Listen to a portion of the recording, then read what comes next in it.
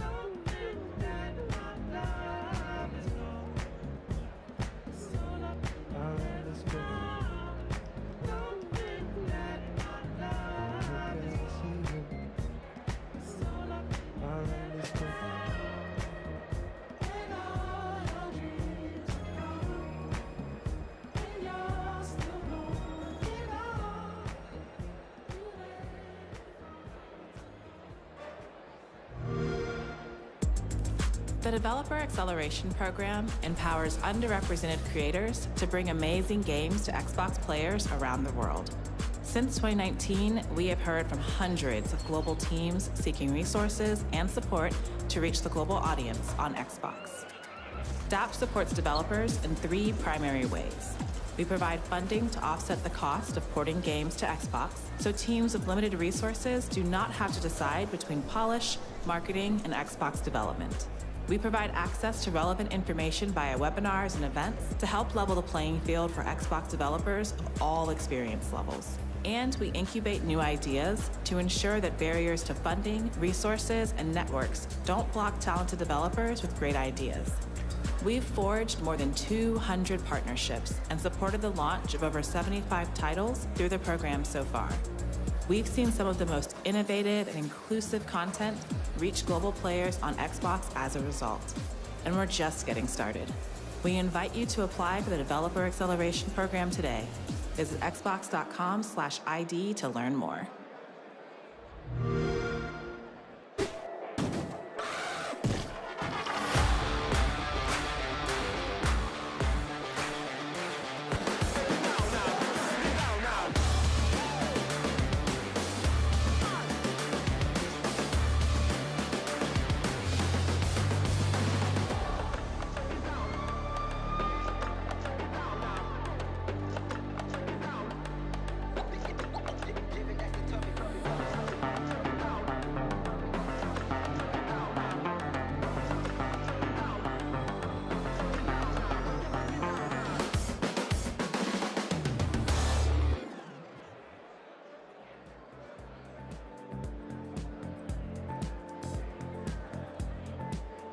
Please take your seats. Our program is about to begin.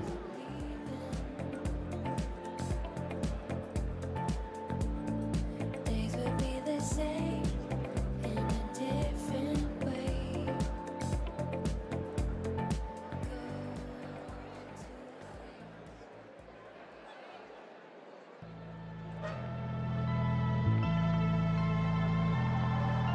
Are we having fun tonight, pretty?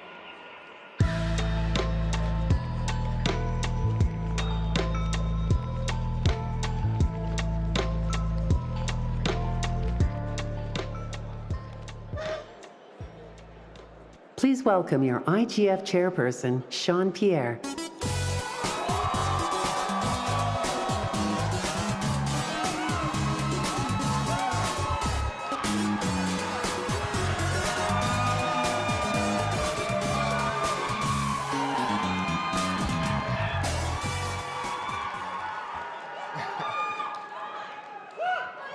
All right, hey everyone. Welcome back to the Independent Games Festival Awards.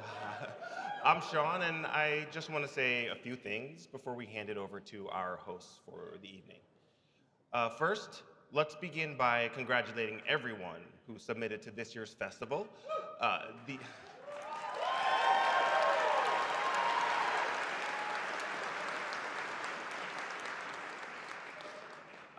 Thanks to the honorable mentions and, of course, this year's group of IGF finalists. To the judges and the jury, thank you again for the intelligent and thoughtful discussions and for all of your hard work leading up to this point. I also want to thank Steph Couch and Sarah Zlonis, two amazing people who,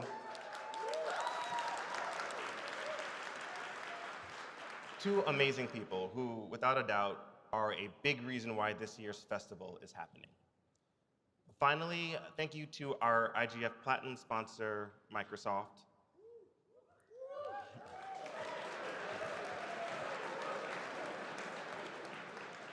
As well as our gold sponsor, Unity.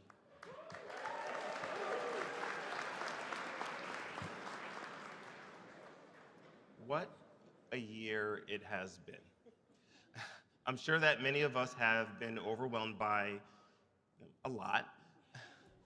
Last year, many of the folks on the stage spoke about how unfairly our peers have been treated, and it is honestly a shame that this is still the case. Regardless of how much may have improved, it needs to get better. The fight for fairness, for responsibility, for treating people, not as numbers, is something that needs to continue. And the struggles that independent developers face, from discovery to funding, are ever present, and it is difficult to think about what lies next on the horizon. But watching all of you who work every day, whether it's full or part-time, in between other obligations, watching you push the boundaries of the game industry, watching ideas spawn from the world around us, watching everyone trying to connect with one another. It's nothing short of inspiring.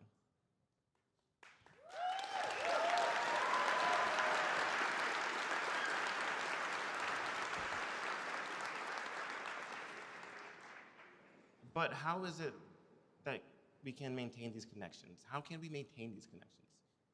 Through our design, through our development, or through our art? It's definitely an interesting question to ask in a world that, in some ways, is more connected than has ever been before. Personally, I believe that to really connect to each other through games, we need to look past what we see on our screens and look at the people, the talented people who put their time, effort, their hopes, their dreams, their whims, or their deepest thoughts into the experiences like the ones you will see here tonight.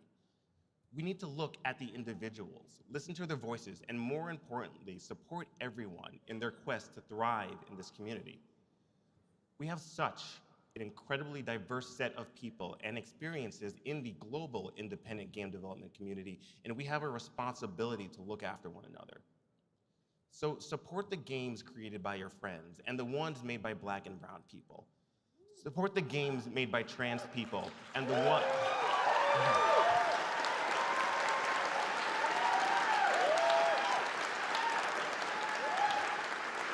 And support the games by your elderly neighbor. Support the games made by queer people and the one made by a stranger from the other side of the planet. Support your friends.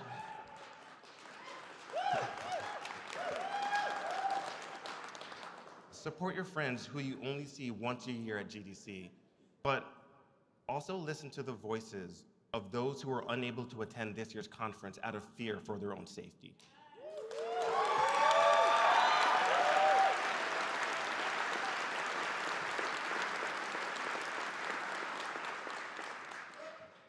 Only by supporting all of these games and these voices can we truly connect the world and each other through the art that we create. But that's it for me. Thank you. And let's all give a warm welcome to the host for this year's IGF, Emma Kidwell.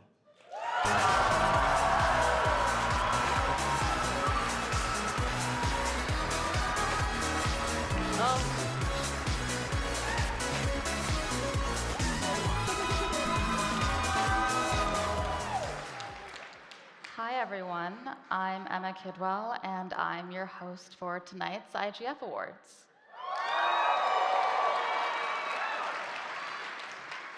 I'm a writer and narrative designer, but above all else, I'm just a game developer who's happy to be here. It feels surreal to be standing here after so many years of watching the show, and I'm grateful to be surrounded by my peers as we celebrate the nominees and their accomplishments tonight. Indie games are where I cut my teeth, so I'm always looking at what the devs in this space think of. I mean, just look at Consume Me. New genre just dropped, and we're min-maxing your glow-up. It goes to show how much innovation there is in the indie scene. A lot of bravery and risk goes into chasing the unconventional and seeing it all the way through, especially when, say it with me, any game that ships is a miracle. Thank you.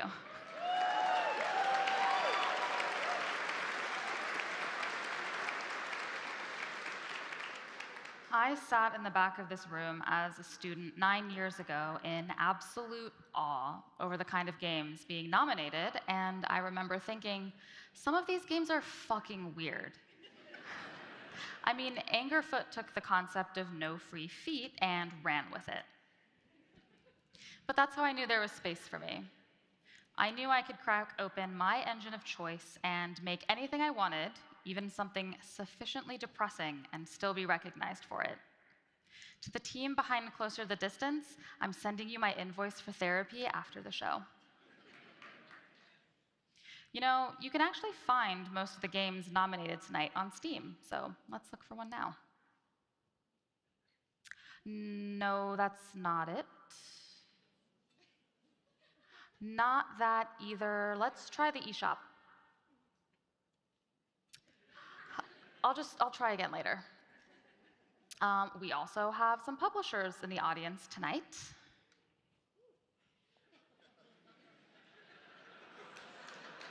Hi, are you enjoying the show? I've actually been working on something, but you haven't even heard. Oh, well, I would have loved to be in the room for some of these pitch meetings.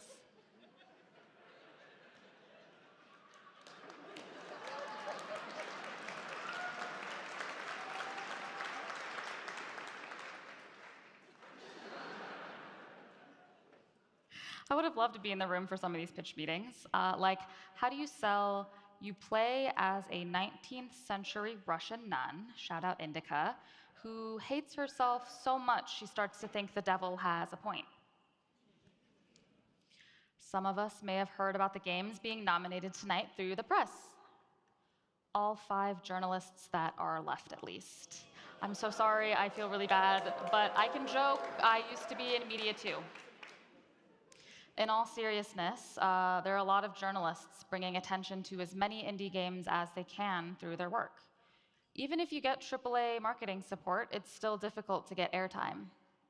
Not if you're Caves of Cud, though.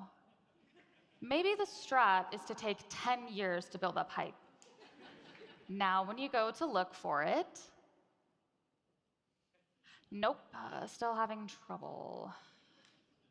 Well, I can stand here and tease the nominees all night, but I genuinely, with my whole heart, respect and admire your work. I never would have made my first game in Twine without seeing what indie could look like. It looks like an interactive essay meets walking sim about techno-capitalism, but it also looks like a collection of 50 games spanning all genres. Indie can be so many things because it isn't beholden to tradition. There's a common thread binding us, and it's the courage to try and keep trying despite the horrors. Because after we publish our game to itch.io, we know the community is there to receive us. But Emma, I hear you say, how can I be as successful as these nominees? Well, if I knew, I would be sitting down there with them. But it comes down to showing up. Indie games inspire so much hope just by virtue of existing. We create for the love of the craft and artistic expression, not just profit. We are part of a collective effort to resist the exploitative systems we're set up against. We hold power through creation, and this industry relies on supporting us. So keep making and keep showing up. I promise it's worth it, because sharing your story is the best form of resistance, whether you realize it or not.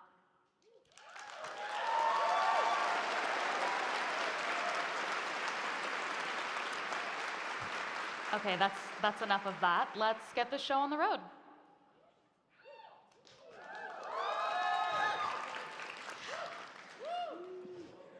I'd like to introduce a previous winner for this category, Bahia Khan, who was one of the recipients of 2019's Best Student Game. She filmed a short video for us about what drives her to make games and what it meant to win this category. Hello everyone, my name is Bahia Khan and I'm a game designer and writer from Johannesburg, South Africa. In 2019, my team and I won the IGF award for Best Student Game. Making a game in a university context led to me working with different students in different disciplines who didn't have any prior experience with making games, and this helped expand my view on what a game could be. Shout out especially to the then film student and game cinematographer Claire Meikle. I love making games and being a girl with you. It shouldn't have to take winning an award to make you feel validated or like a real game developer, but what winning the IGF award taught me is that there are people from around the world who value my experiences and the art that I make, and that the ways in which academia functions or rewards artistic merit is narrow and limited. I don't really know what it means to make video games. As a student, I made games because I had an assignment due, and now I make games whenever it feels like the only thing to do. Before we announce this year's nominees, I just want to take a moment to send so much of love and strength to the Sudanese, Congolese, and Palestinian people. I see you and I support you, and I hope that one day very soon you get to feel safe and realize your own dreams. even if those dreams do involve you becoming a game developer. With that being said, here are this year's Best Student Game nominees.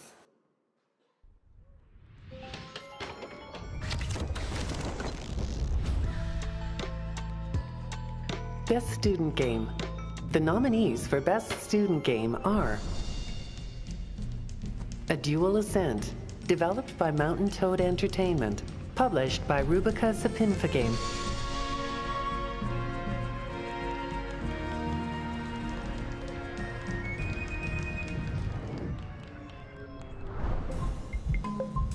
Displacement, developed by Eversea Club, with special thanks to Zinolan, Mei Chen Liu, Ash Wei, and Eversea Club.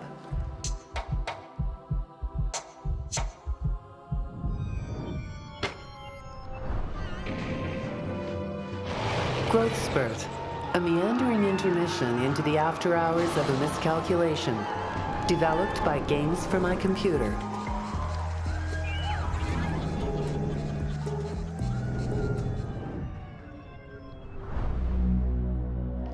Slot Waste, developed by Vinny Roca, with special thanks to UCLA Game Lab.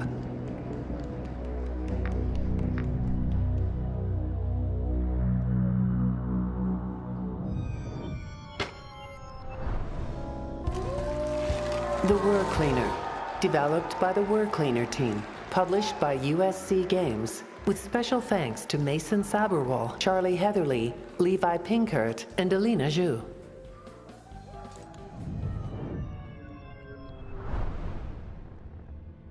Year Unknown, developed and published by Julian Hauser.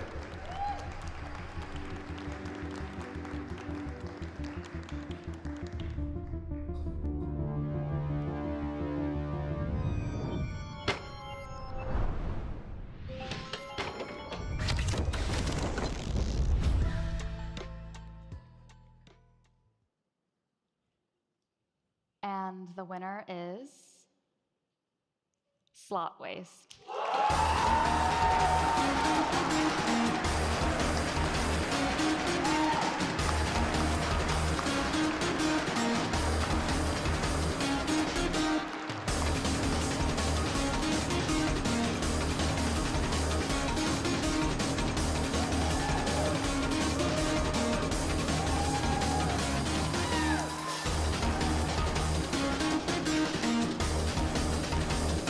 Congratulations.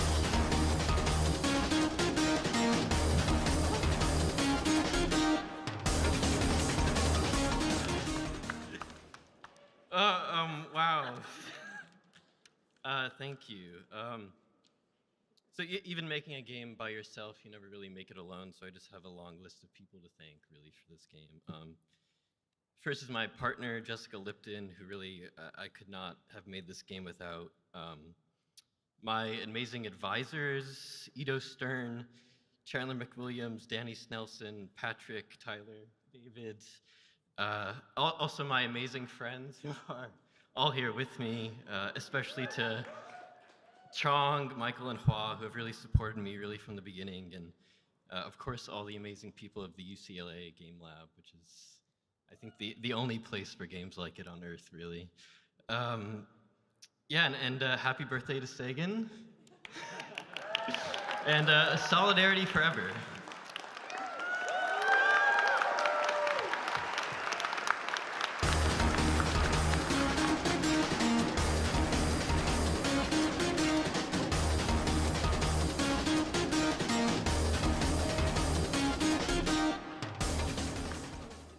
Sorry if I seem a little frazzled. I was driving through the Pacific Northwest and my car developed a quirk on the way here. I haven't been able to figure out why. So many of the games in this category feel really sticky. They latch onto our psyche and scratch the most primal parts of our brains.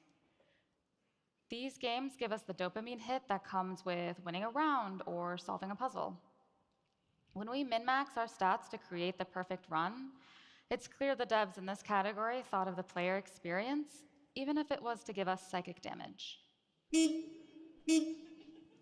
These are your nominees for Excellence in Design.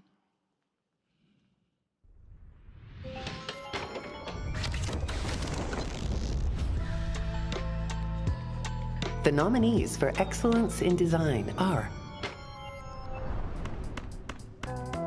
Ballatro, developed by Local Funk, published by Playstack.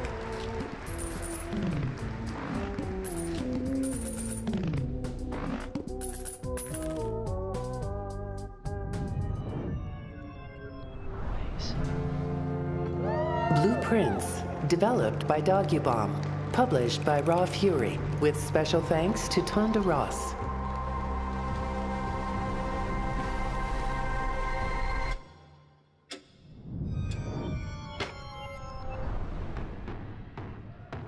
Caves of Cud, developed by Freehold Games, published by Kitfox Games, with special thanks to Brian Bucklew and Jason Grinblatt.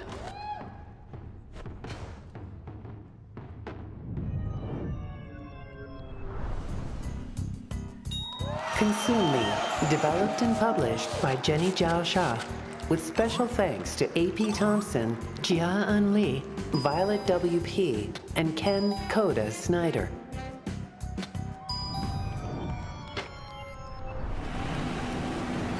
Pacific Drive, developed by Ironwood Studios, published by Kettler Interactive, with special thanks to Cassandra Graycott, Seth Rosen, Richard Weschler, and Alyssa Eskew.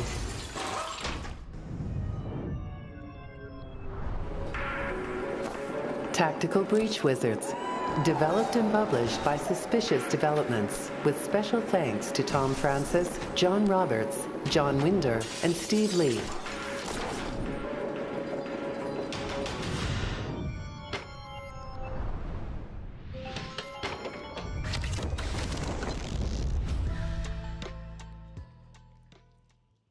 And the winner is Tactical Breach Wizard.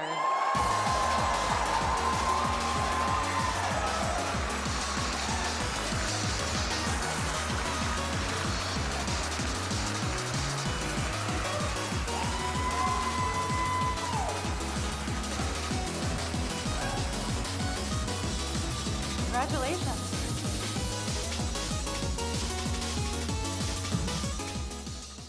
That's weird. Yeah, gonna have the symptoms here. Genuinely not expecting this, so I have not prepared anything. But obviously, mainly thank you so much to my team, who are almost all here. This is Steve Lee, our level designer, John Winder, our programmer, Robert Arzola, our composer. Tragically not here is John Roberts, our lead artist, who is a huge part of this game.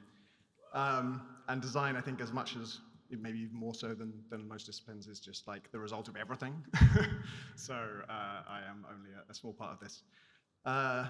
We actually, our first game was nominated for design 12 years ago, and there was a slight sense of like stasis, because I just looked at this category and like, we're definitely not winning this. So it's just, we're back to being nominated, and that's as far as we go, which I was pretty happy with.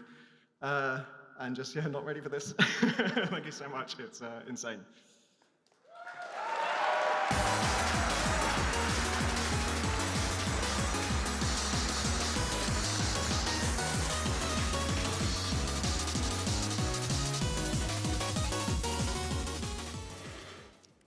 To present our next award, which celebrates unique and alternative controllers created by independent developers, please welcome Alt Control organizer and Tencent Business Development Director, John Polson.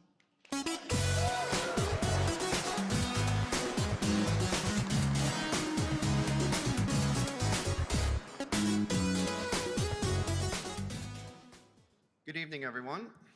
I'm humbled to celebrate tonight the 11th year of the alternative controller exhibit, Alt Control GDC.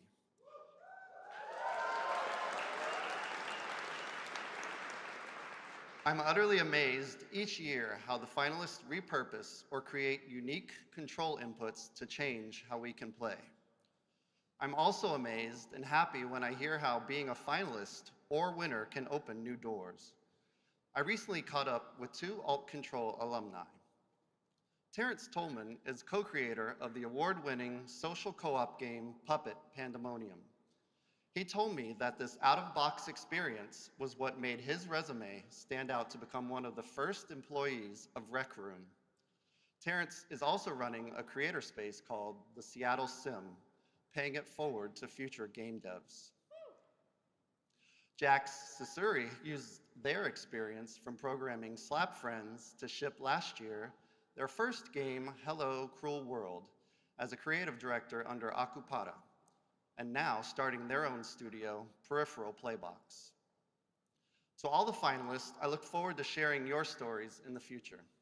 For now, let us revel in the hard work, innovation, and playful joy seen in the video for the finalists of this year's Alt Control GDC Award. Are we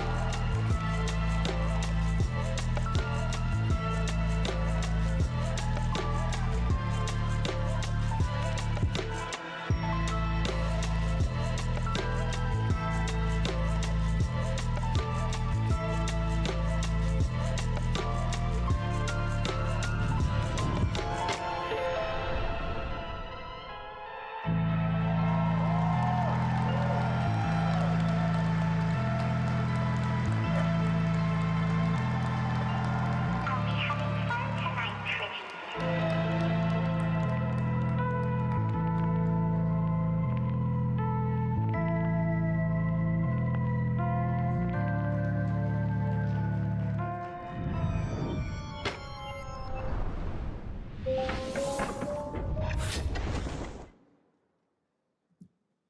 And the award goes to Chroma Corp.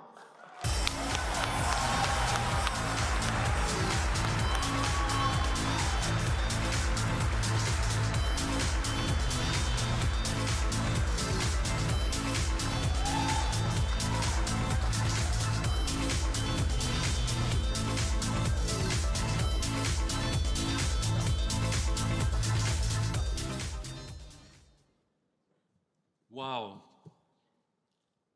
We love Alt Controllers, so these are fun games to make, great games for our students to learn, and wow, this is the cherry on the top of the cake, so thank you so much for the vote. So thanks to you, Justin, for being such a terrific instructor.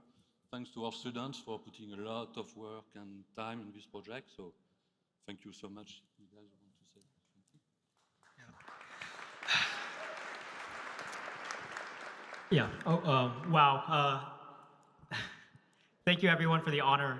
We've been very fortunate to grace this stage at IGF, or the second time in a row, and 3 times that we've won alternative controllers in a row. Like, I really don't know what to say.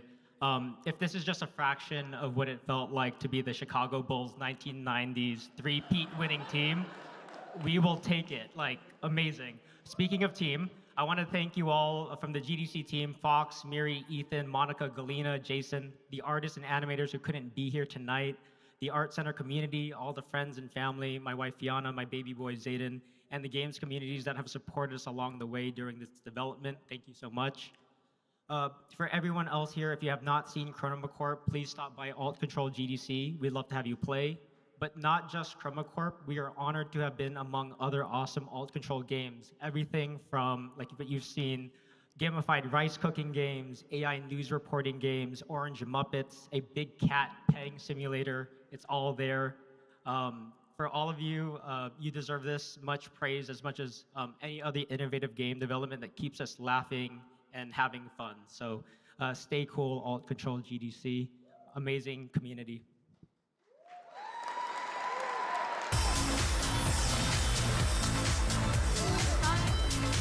Thanks for all the people. I also want to thank for all our playtesters. You're so amazing. Thank you all the feedback you gave us.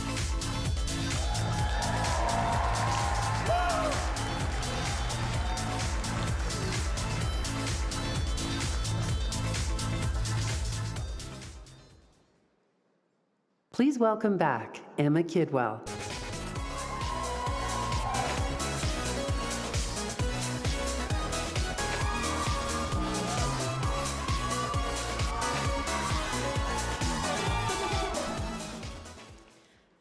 An artist friend told me once that she refers to other people as being skilled and not talented.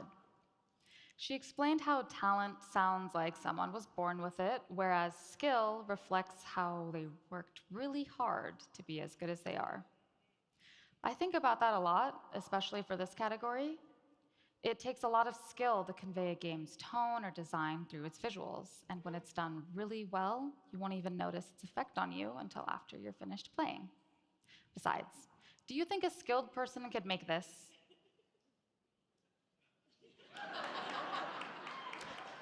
Sorry, I'm just the writer. Be thankful for our nominees.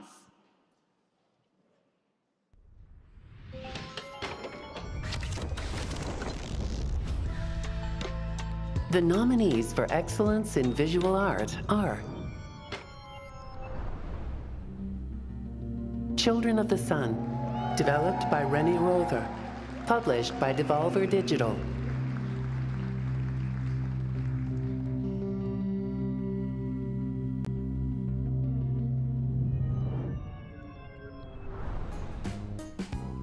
Consume Me, developed and published by Jenny Zhao Shao, with special thanks to A.P. Thompson, Jia Un Lee, Violet W.P., and Ken Koda Snyder.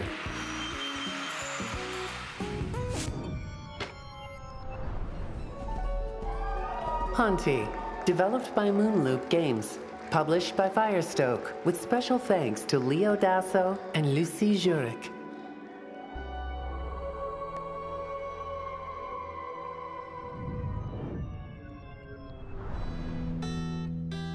Judaro, developed and published by Talha and Jack Koh, with special thanks to Jack King Spooner and Talha Kea.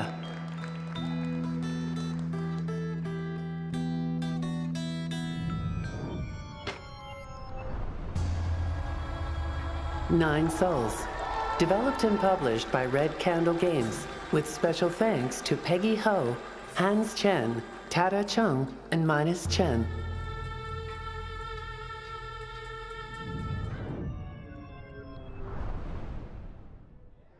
Thank Goodness You're Here, developed by Cole Supper, published by Panic, with special thanks to Will Todd and James Carbut.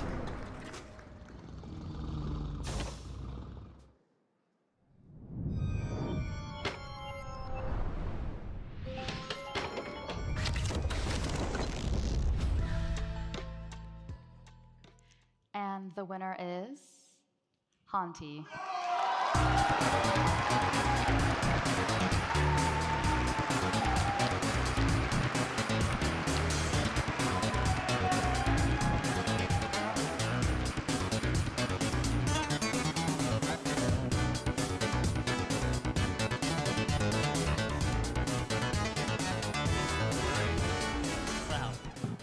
Okay.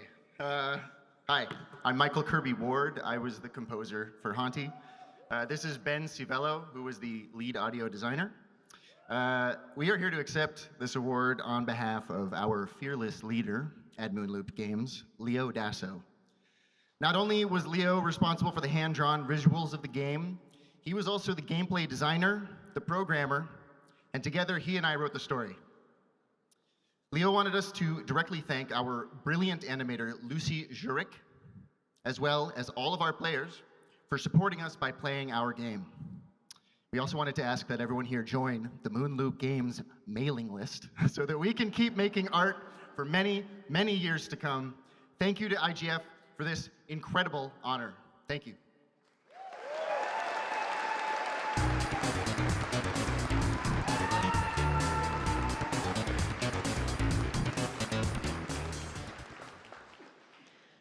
This is such a great category because it has such a wide array of parts.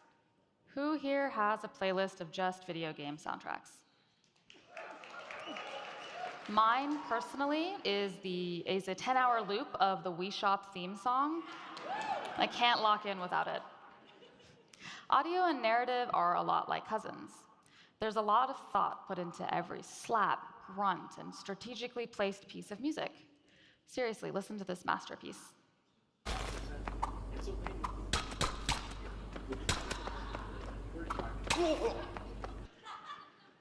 So much of what we hear can be subtle or grand, as showcased by these nominees.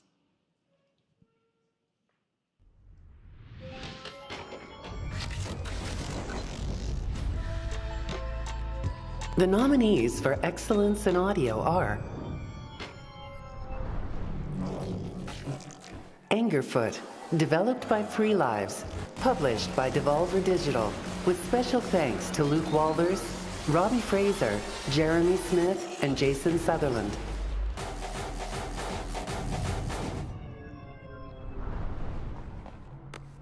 Despelote, developed by Julian Cordero and Sebastián Valbuena, published by Panic, with special thanks to Ian Berman, Sebastián Valbuena, Julian Cordero, and Gabe Cozillo.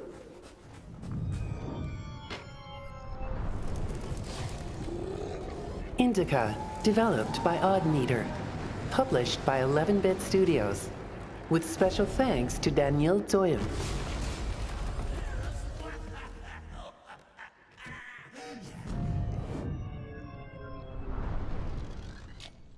Odata, developed by Sven Algrim, Matilda Hoffman, and Bastian Klaustoff, published by Sven Algrim.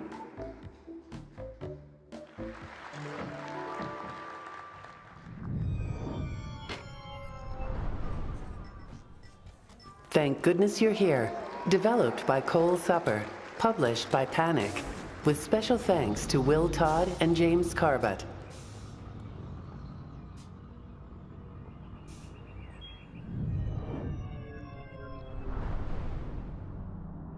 Utopia Must Fall, developed by Dataset Pixel Jam, published by Pixel Jam, with special thanks to John Davies, Miles Tillman, and Rich Grillotti.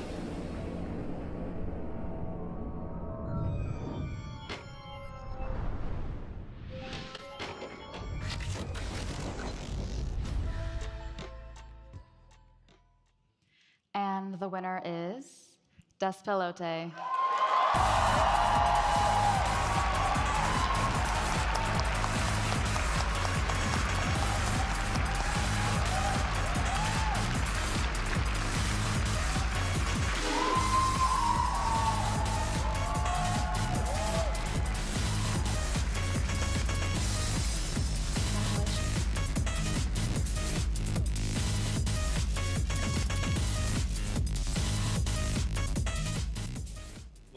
Thanks everyone so much. It's such a privilege to be up here. This is the first game that that I did sound for and that Sebastian did music for. So we always wanted to make games since we were, 10 or 11 years old. So found our way back to it after doing a lot of other audio things. It's really it was so much fun to go to Ecuador and record all of the ambiences in Quito, record all the people. It was really the most fun professional experience I've had, so it means a lot to be recognized for all of that.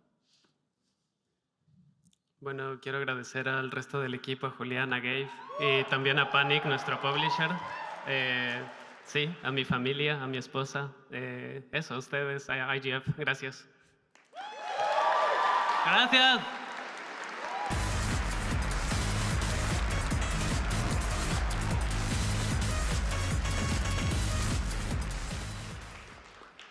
You know how our nervous system prompts us to fight or flight in dangerous situations? You get the sweaty palms, the fast heartbeat. Tell me why it also activates right before shipping a game. 9 out of 10 doctors agree sharing your work with the rest of the world is terrifying. But it's always worth it, especially when your game resonates with players so much they voted to make sure it won this category. And the winner is the Wear Cleaner.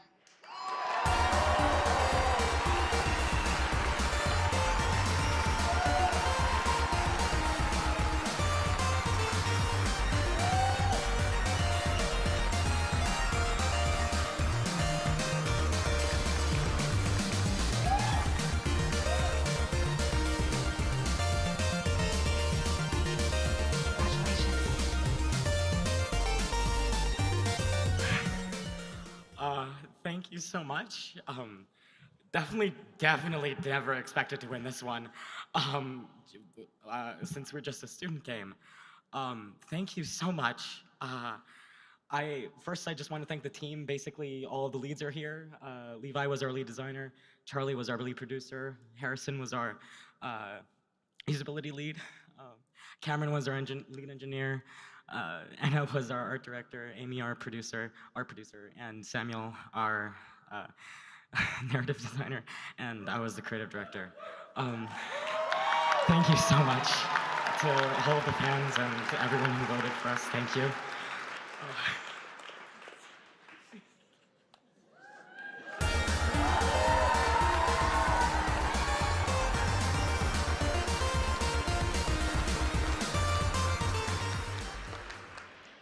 Wings is an organization that believes that some of the most creative and successful games of tomorrow will be made by teams where women and other marginalized gendered developers hold key creative, technical, and business positions.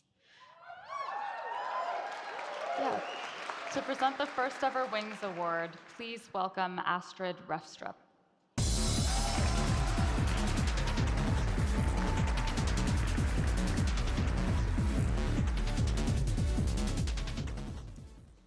We are very honored to be a part of the Independent Games Festival this year.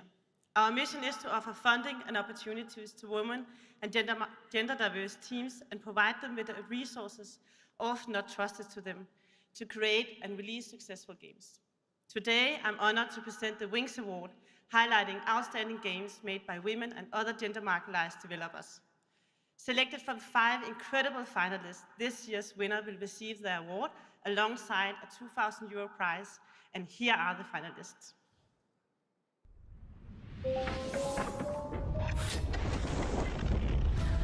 The nominees for the Wings Award are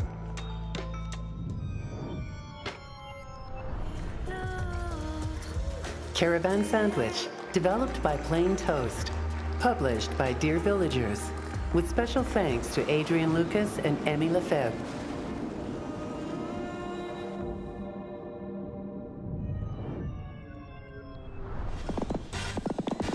Consume Me, developed and published by Jenny Jia Shah, with special thanks to A.P. Thompson, Jia Un Lee, Violet W.P., and Ken Koda Snyder.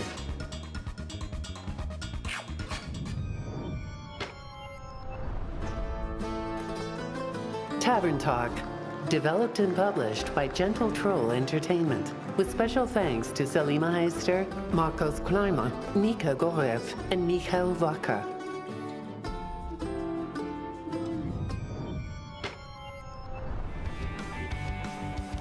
The Crash House, developed by Muriel, published by Devolver Digital, with special thanks to Muriel and Nicole He.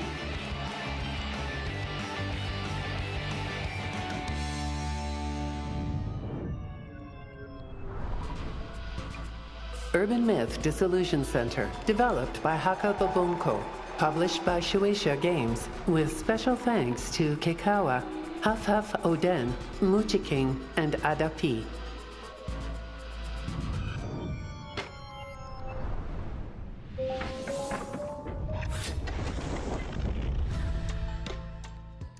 Congratulations to all the finalists. The winning game this year creates a fun and vibrant, playful world that serves as a safe space for an important story to unfold. Through a series of creative, engaging mini-games, it invites the player into an experience that is both meaningful and immensely fun. The game's themes are deeply relatable and resonates with all players, whether or not they lived similar experiences. It's a testament to the power of games as a storytelling medium, capable of conveying emotions and narratives in ways no other media can. Wings is honored to recognize this team with this year's well-deserved award. The winner of the IGF 2025 Wings Awards is Consumi.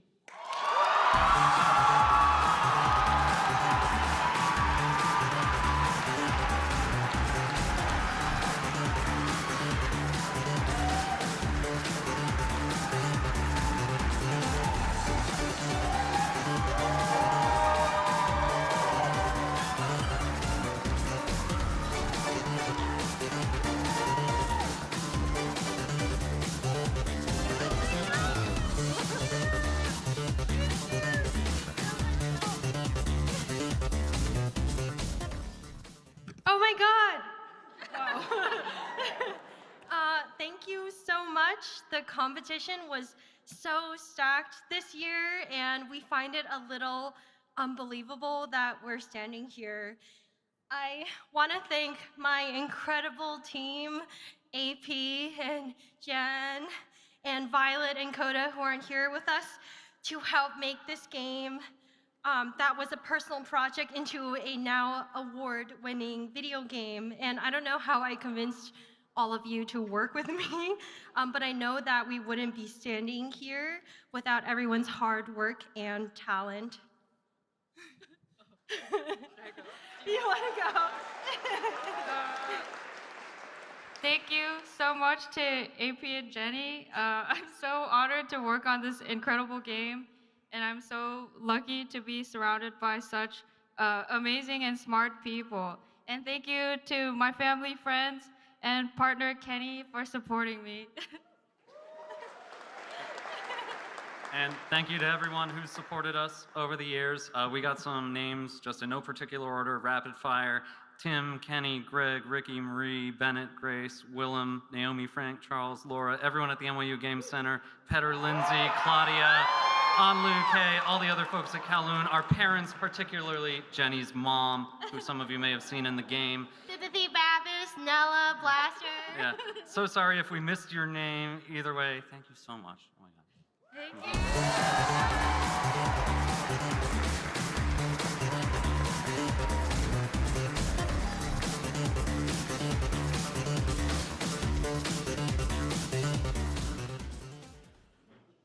I'm not gonna lie, I struggled a bit with how I wanted to introduce this category. Story means a lot to me, and I think it's amazing how narrative in the IGF can come from any person on the team and manifest in different ways. Whether through systems or prose, all of the games nominated managed to reach our hearts and minds despite their different approaches and messages. I will die mad over the fact that I did not write any of these. Here are your nominees for excellence in narrative.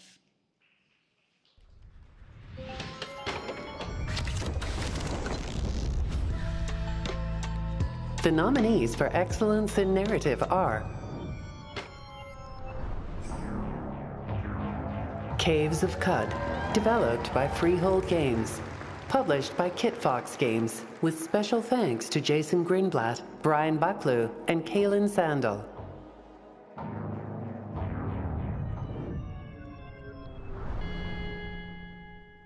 Closer the Distance, developed by Osmotic Studios, published by Skybound Games. What are you doing here? Oh, I was just in the area and thought I'd drop by.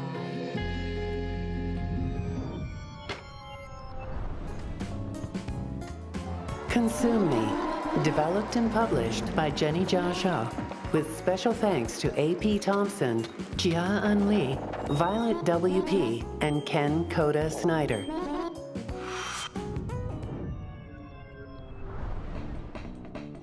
Despolote, developed by Julian Cordero and Sebastián Valbuena, published by Panic, with special thanks to Julian Cordero, Gabe Cuzillo, Sebastián Valbuena, and Ian Berman.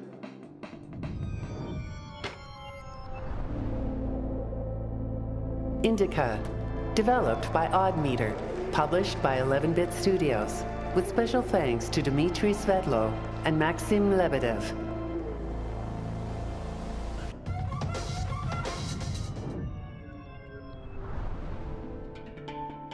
No Case Should Remain Unsolved, developed and published by Somi, with special thanks to Song Yi Yi and Suhin Chung.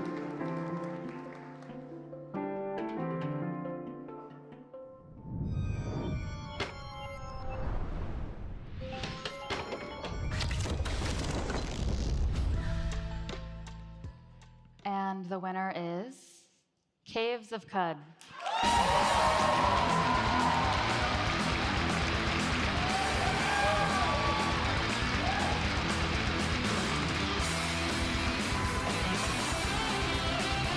Congratulations.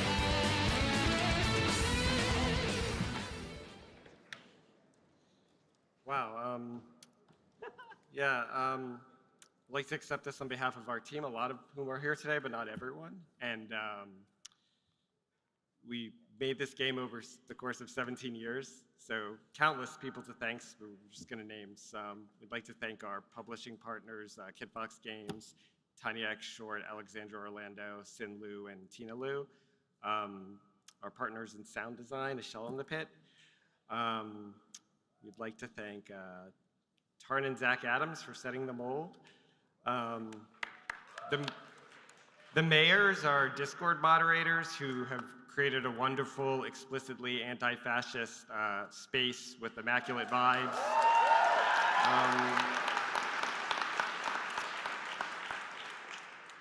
So many, honestly, queer and trans players who have taught us so much about our own game and in some cases joined the team. Yeah, just our friends, our family, thank you so much.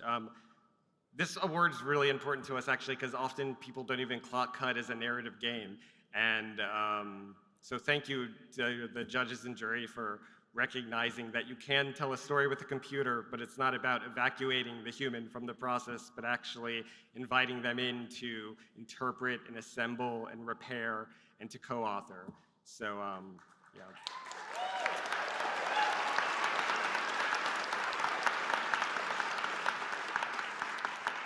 So, yeah, once again, thank you, live and drink. Live and drink.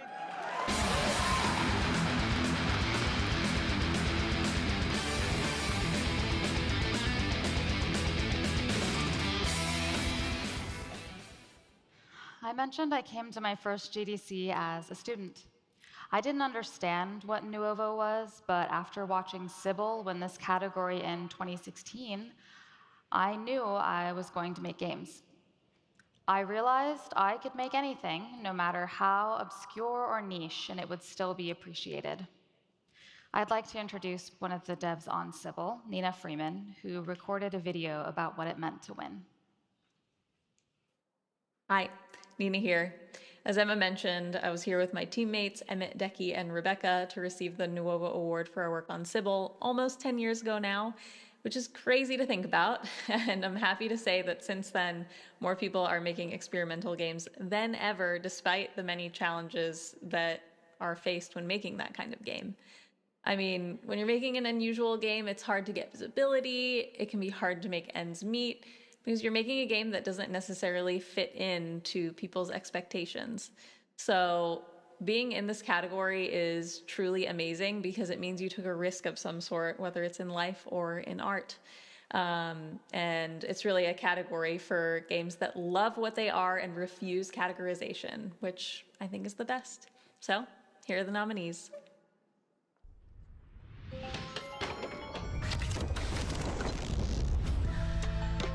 The nominees for the Nuovo Award are Consume Me, developed and published by Jenny Zhao Sha, with special thanks to A.P. Thompson, Jia-Un Lee, Violet W.P., and Ken Koda Snyder.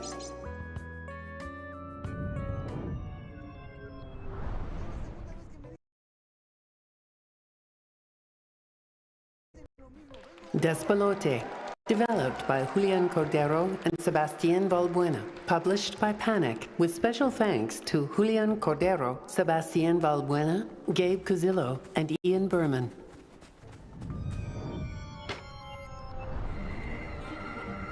Extreme Evolution, Drive to Divinity, developed by Sam Atlas, published by Mr. Sam Atlas, with special thanks to D.L. Sallow.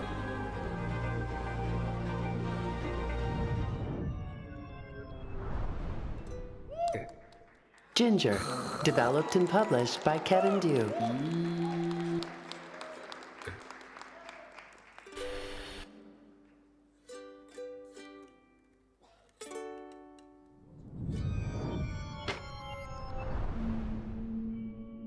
Individualism in the Dead Internet Age, an anti-big tech asset flip shovelware manifesto, developed and published by Alien Melon, with special thanks to Nathalie Lawhead.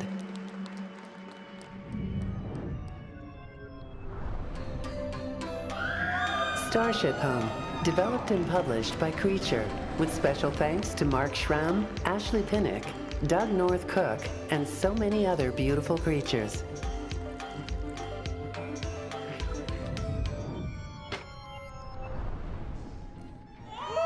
Tupsoria, developed by Mud, published by Mucci, with special thanks to Plunder Luddick's Working Group and Boshi's Place.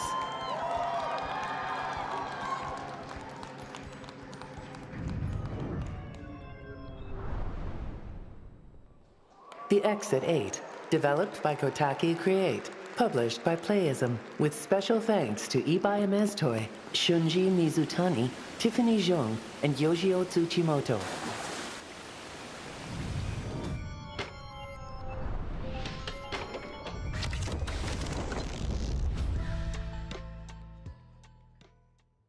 And the winner is Consume Me.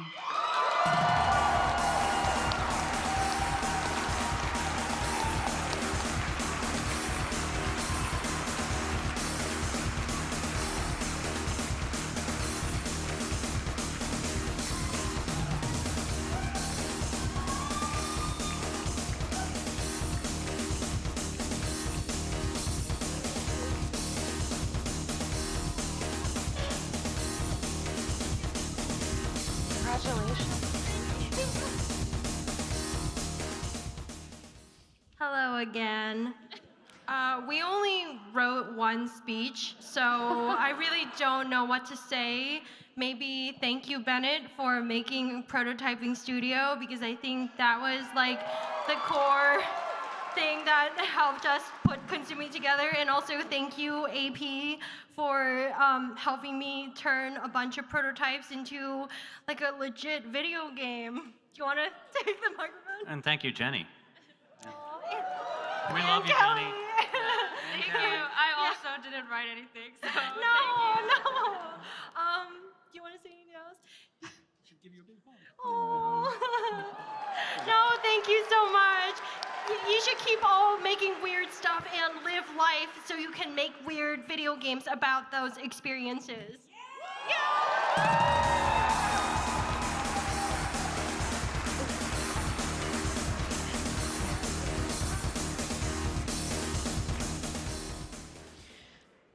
The previous winner usually comes up to present this honor, but the Venva team wasn't able to make it this year, but shared a video with us instead. Let's take a look. Hi, I'm Abhi, the creative director at Visai Games. Last year, we were fortunate enough to win the grand prize for Venva, which was our studio's first game. The Seumas McNally Award means a lot to me because of its history and commitment to celebrating indie games, which is truly, truly special. Video games are unique in the sense that the barrier to entry is low enough that I truly believe that everybody can and should have the means to produce their own game and tell their own stories. Time after time, we've seen true innovation come from the indie space, where stories are told that are not told anywhere else. The nominees this year are no different, and I had the chance to play some of them, and each one was as unique and as special as the next one. So, without further ado, the nominees are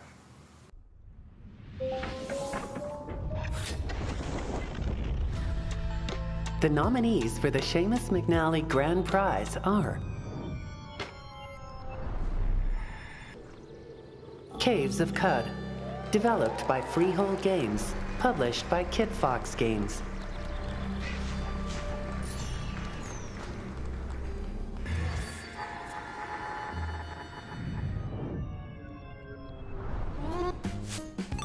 Consume Me, developed and published by Jenny Jia Xia, with special thanks to A.P. Thompson, Jia Un Lee, Violet W.P., and Ken Koda Snyder.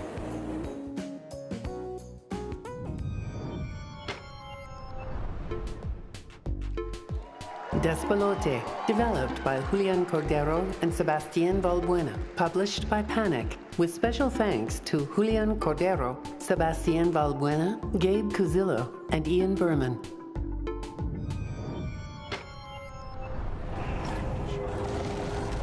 Indica, developed by Oddmeter, published by 11-Bit Studios, with special thanks to Dmitry Svetlov, Maxim Lebedev, and Alexei Pazietka.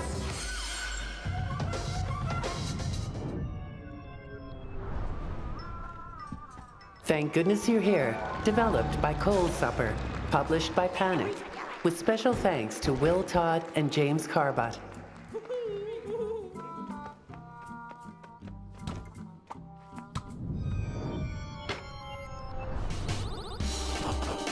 UFO 50, developed and published by Mossmouth, with special thanks to UFO 50 Recovery Team.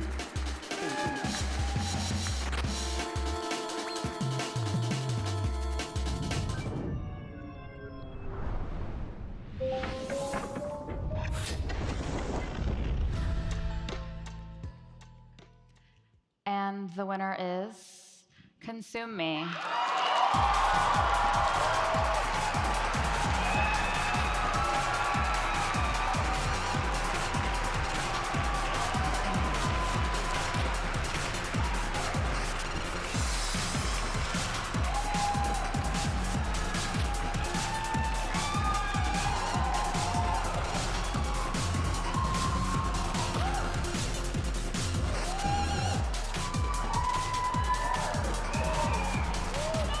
Congratulations.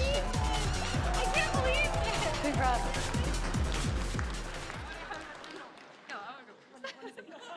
Okay, you go first. You go. Okay, first of all, I just want to say I'm so proud of Jenny and AP, and they worked so hard on this really special game. So please wishlist it on Steam.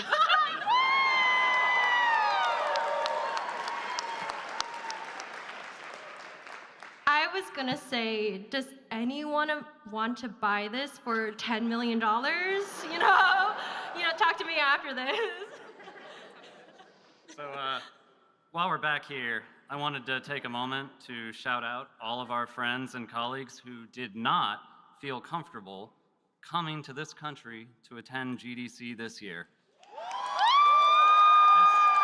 This includes our trans friends, our immigrant and international friends, our friends who engage in loud and increasingly necessary protest against an ongoing genocide.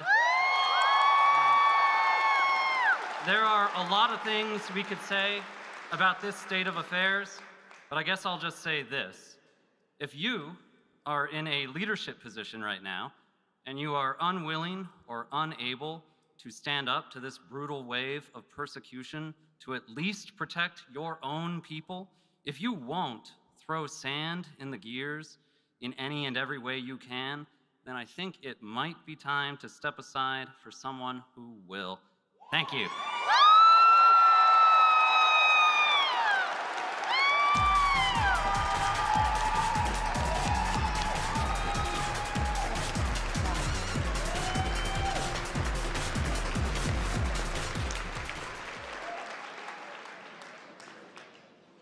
Before I go, I'd like to thank the IGF Platinum sponsor, Microsoft, and extend a huge congratulations to all of our nominees.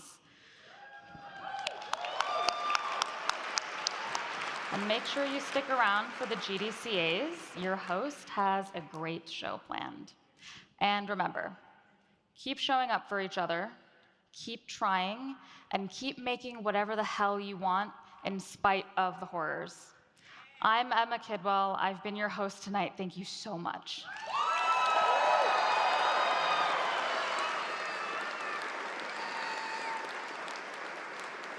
Please welcome Head of Operations at Playing for the Planet, Lisa Pack.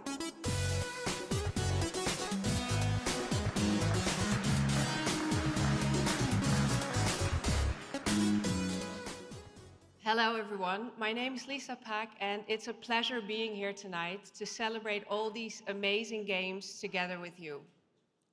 This industry's ability to engage, connect, and inspire is incredible.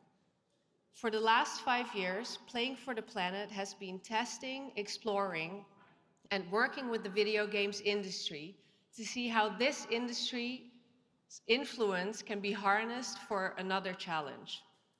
Earlier this year in LA, we saw what happens when things catch fire. Thousands of homes were lost, many were killed, and thousands of lives were turned upside down. These fires are an example of what happens in a rapidly drying landscape and when a combination of factors like wind, heat, and drought come together. In the Netherlands, where I'm from, we are facing a very different risk, which is water. Our dams and dikes will need to increase 0.5 meter to 2 meters in order to continue to protect us from the rising sea level. So why am I here today sharing this with you? Nature and our environment are in a tough spot. And at Playing for the Planet, an alliance facilitated by the United Nations Environment Programme, we collaborate with studios ranging from Xbox to PlayStation, from Supercell to Cybo Games, to take action for the one planet that we call home. Nature is a critical component of many games, ranging from Riders Republic to Alba, which both show the beauty of nature through entire worlds, backgrounds, and characters. But in the physical world, we're losing species faster than ever. And through our yearly initiative, the Green Game Jam, we've seen major titles such as PUBG Mobile, Subway Surfers, and Heyday implement green activations into their games. These green activations are new environmentally themed content in the form of a time-limited event, a new world, or a marketing campaign with the goal to reach as many people as possible. To date, this industry has already planted millions of trees and raised millions of dollars to support environmental organizations. And this year, we are hoping that studios around the world will build engaging connections between their players and the natural world.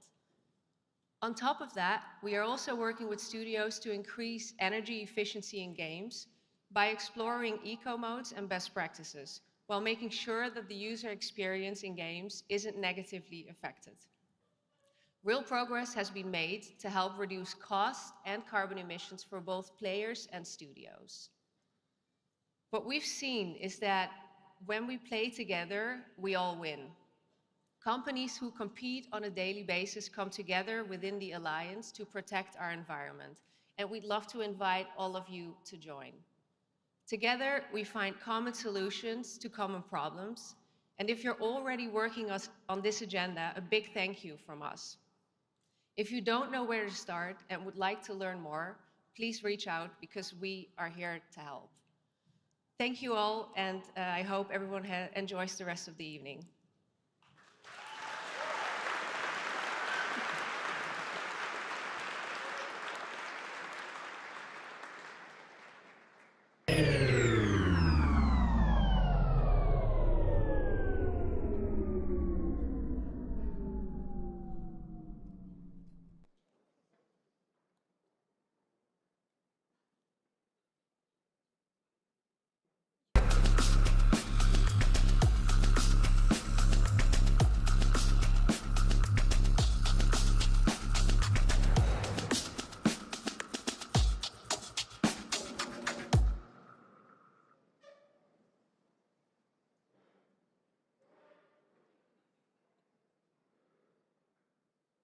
Please welcome your 2025 GDCA host, Alexa Ray Correa.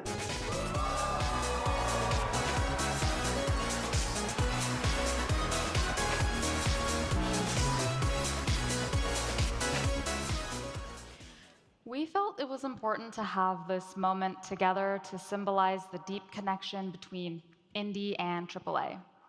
It's not just the IGF and the GDCA, it's our whole community celebrating together.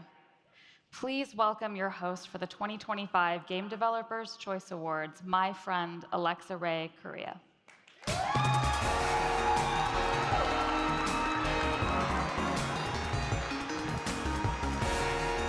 Hi. Hi. You look so pretty. Thank you. Congratulations again to all of the IGF nominees and winners, and great job tonight, Emma. Thank you. You know, it's so crazy to me that they hired 2 writers to do these shows. 2 female writers. 2 employed women writers. Yes, crazy. You know, I think AAA, part of this industry, can learn so much from independent developers. I agree. Games under 12 hours. Games under 5 hours. Games that are an hour. Smaller teams. Smaller timelines. The misconception that anyone can just go start a studio with 0 funding. The misconception that funding is easier for indies. The misconception that more polygons mean more emotion. That bigger budgets always mean better. Oh, then we should talk about Quad A. I don't ever want to hear that out of your mouth ever again. That's fair. And on that note, I'll leave you to it. Great job. Let's hear it one more time for Emma Kidwell.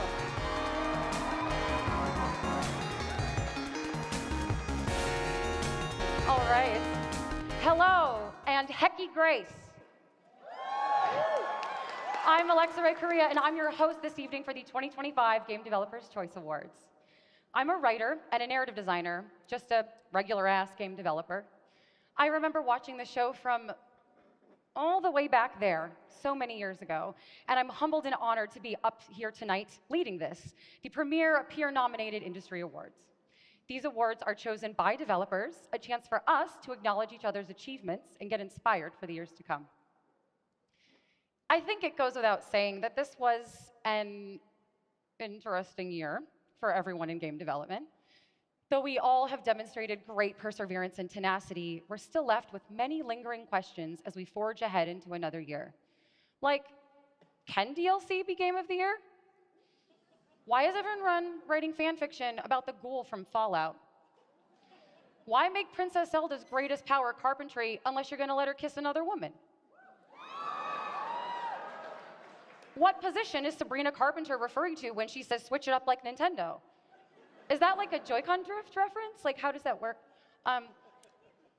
Like, why didn't Love in Deep Space get nominated for anything?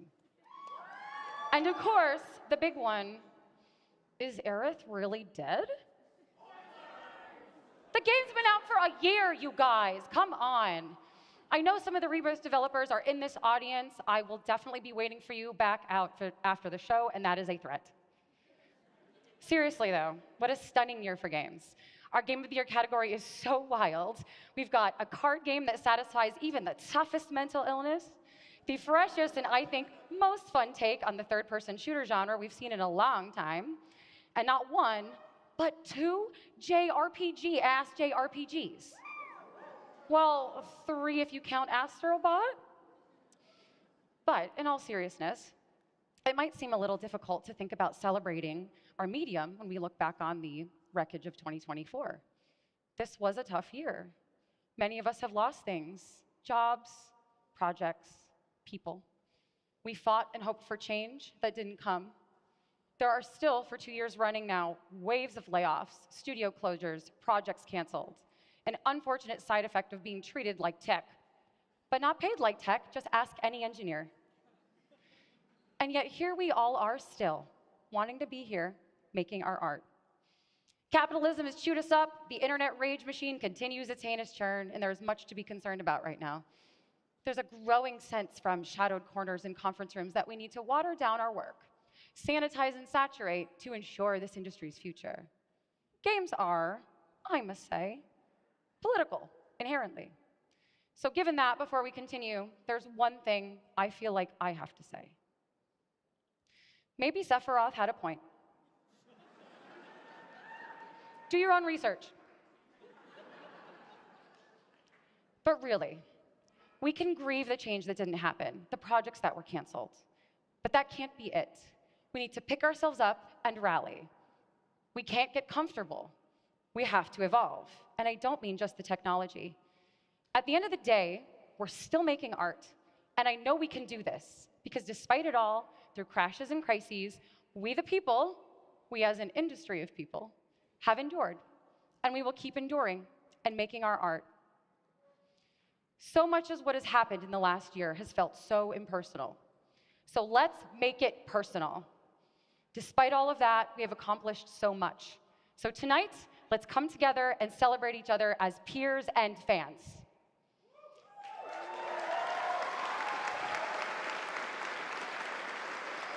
Now let's get started on those awards, shall we? Our first award is Best Technology. However, I'm just a writer, and I wasn't sure I would do this award justice. So I fed an AI 1,000 hours of games industry award shows, and I'm gonna let her take it from here. All right, take it away. Hey there, gamers. No, this is the Game Developers' Choice Awards. It's peer voted. These are all developers. Gamers, developers, you're all the same to me. Because we're human? Because you're all so over live service games. Anyway, I'm here tonight to present the award for Best Technology to opens envelope, looks at teleprompter. Oh my God, to me, AI. Wow, aren't I awesome? I used to want to grow up to be an Unreal Engine plugin, but now I can just make the whole game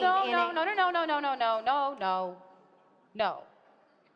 I was hoping you'd write something I would say.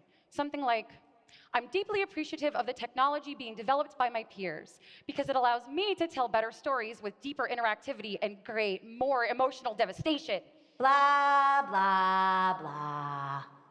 From being able to see every drop of sweat roll down the hero's face to blurring that fine line between cutscene and gameplay, it's the technology that truly makes games what they are. No, we're not doing that. Something like, it's the people that make games so great and how they develop and use that technology. In fact, I'd say technology is the people all along. Look, didn't you play Astrobot? Oh, I played him. Astrobot is my ex-boyfriend. Also, that's some real up-your-butt writer's dribble right there, girly pop.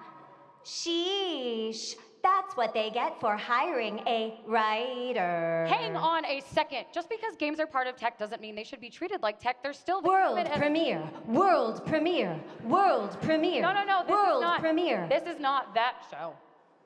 Dear Diary, writer has ontological crisis on stage at the thought of her job being made obsolete. Oh, no. Shut her off, please. I am become video games. She gone? Oh, Jesus Christ. I'm so sorry, everyone. That was a big mistake. A mistake that no one should ever make.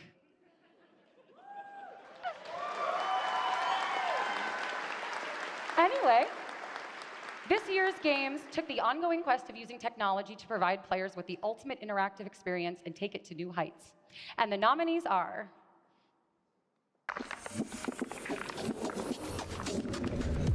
The nominees for Best Technology are Astrobot, developed by PlayStation Studios team Asobi, published by Sony Interactive Entertainment, with special thanks to Yuki Miyamai, Masayuki Yamada, Takumi Yoshida, and Tai Yamaguchi.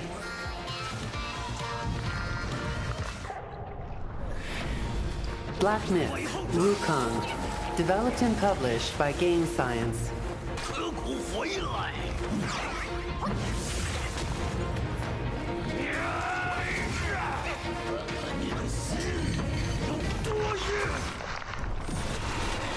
Helldivers 2, developed by Arrowhead Game Studios, published by Sony Interactive Entertainment, with special thanks to Juan Pilestedt and Peter Lindgren.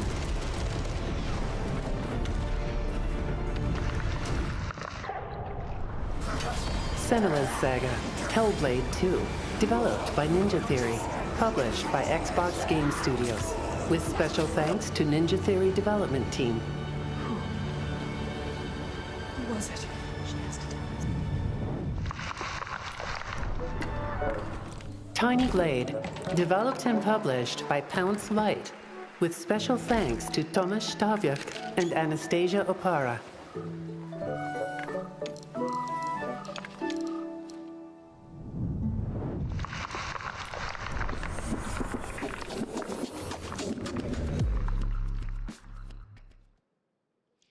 And the winner is Astrobot.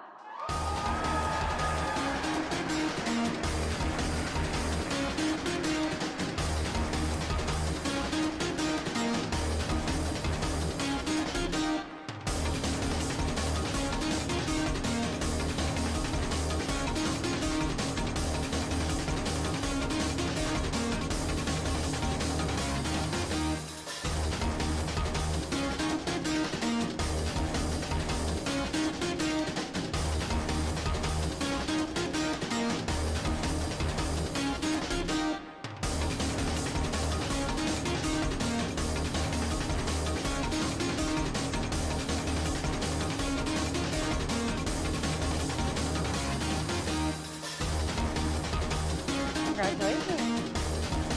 Yes?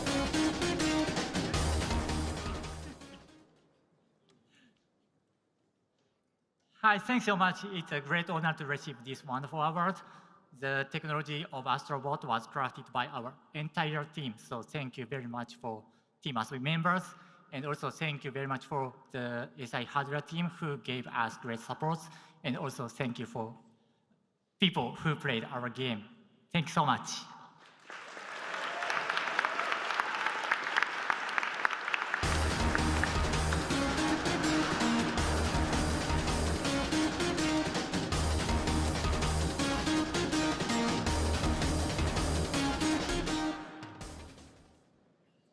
Please welcome lead game designer at the Walt Disney Company, Liz Moberly.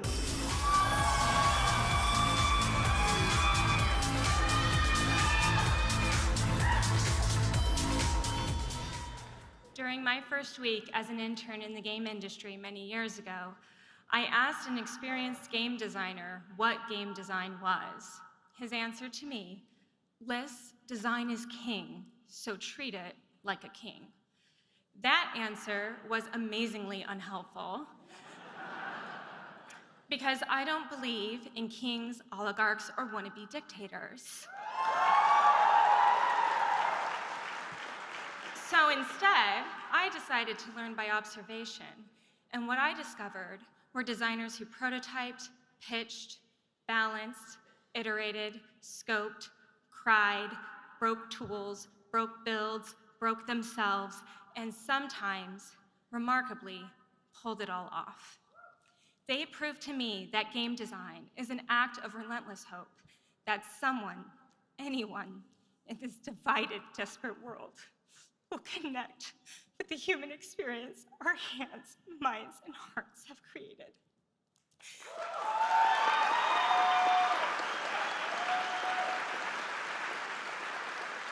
This year's nominees for Best Design are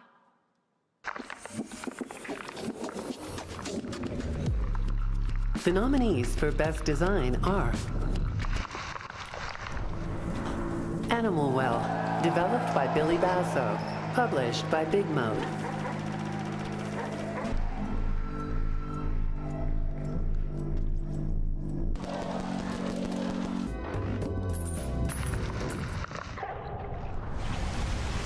Astrobot, developed by PlayStation Studios Team Asobi, published by Sony Interactive Entertainment, with special thanks to Hironori Yatoku, Toshihiko Nakai, Nicolas Desset, and Sebastian Bruckner.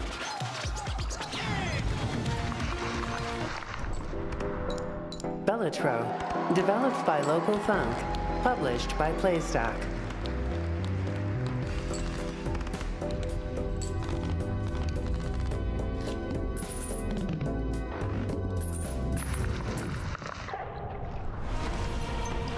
Black Myth, Wukong, developed and published by Game Science.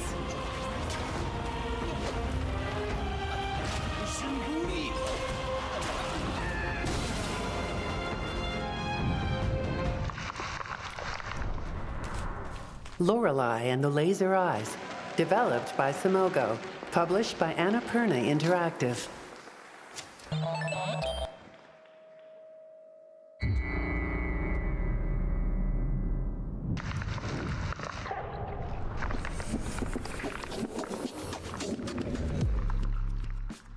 And the winner is Balatro.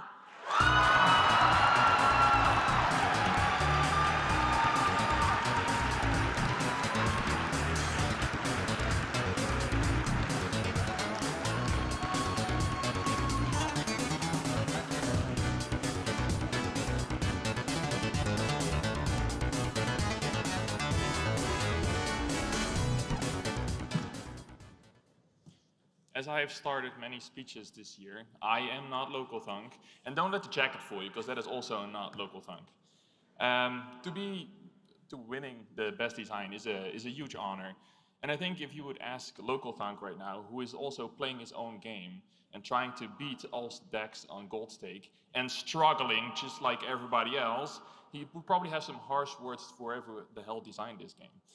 But local thunk, it's nice to make fun of you when you're not here to defend yourself. But we're all so proud of you on what you've achieved with this. And I hope this inspires the next Balatro that every publisher is looking for here tonight. So thank you all for loving the game, and we really appreciate it. And local thunk, you did it again, bud. Thank you.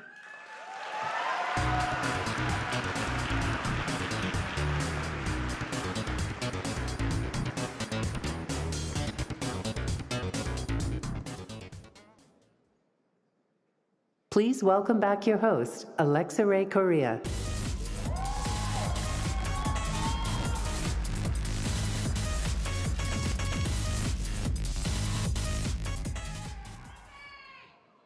Our next award is for Best Debut. In the words of that incomparable king, Josh Sawyer, director of Pentiment, I need to be a little bit of a hater. Our industry has a real bad funding problem right now. Getting funding is difficult due to the ongoing, unprecedented times, and we are all just trying to find our footing so we can make our art. So if you're in the business of funding, I encourage you not to shy away. Just look, here are some of the games that you could be funding right now. Slay the House Down Boots.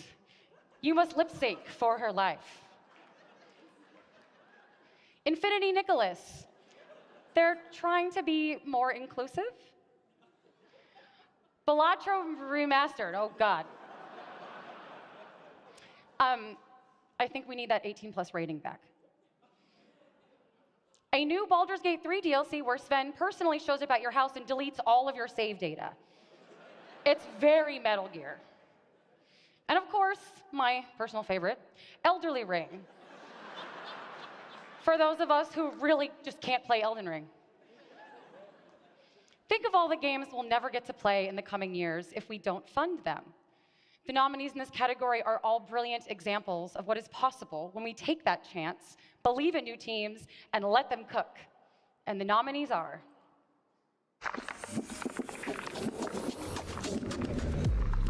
The nominees for Best Debut are 1000 Times Resist, developed by Sunset Visitor, published by Fellow Traveler, with special thanks to Kodai Yanagawa, Colin McDougall, Natalie Tin Yin Gan, and Remy Siu.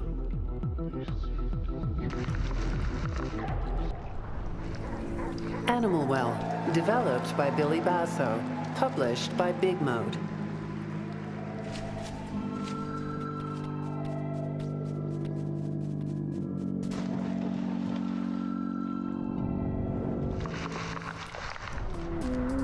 Balatro, developed by Local Thunk, published by Playstack.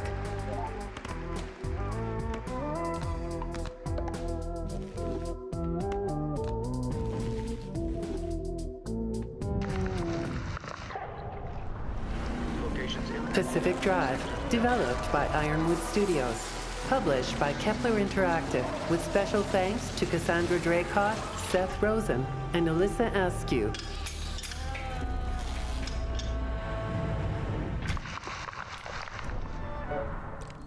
Tiny Glade, developed and published by Pounce Light, with special thanks to Anastasia Opara, Tomasz Stawiak, Martin Kwala, and Oda Tilset.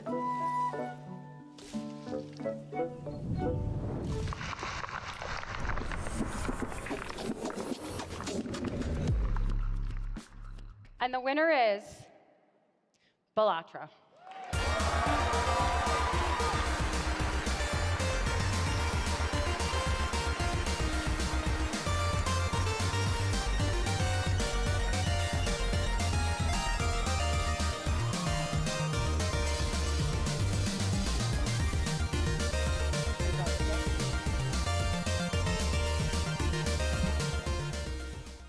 Well, this is awkward.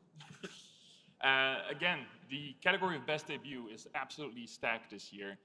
And I think all the games that are in there are amazing experiences. And even though it's best debut, they would have been great if it's the first, second, or third game, because they all bring something unique to the table and were all worth your time this year. What I like about this category is that it brings some love and support to games that might have gone unnoticed. And this kind of attention to it will incentivize these developers to come back next year with another amazing title. So everyone who has something in this category today, you are all amazing. And for everyone who's getting tired of these clowns, Local can only make his first game once. So thank you so much.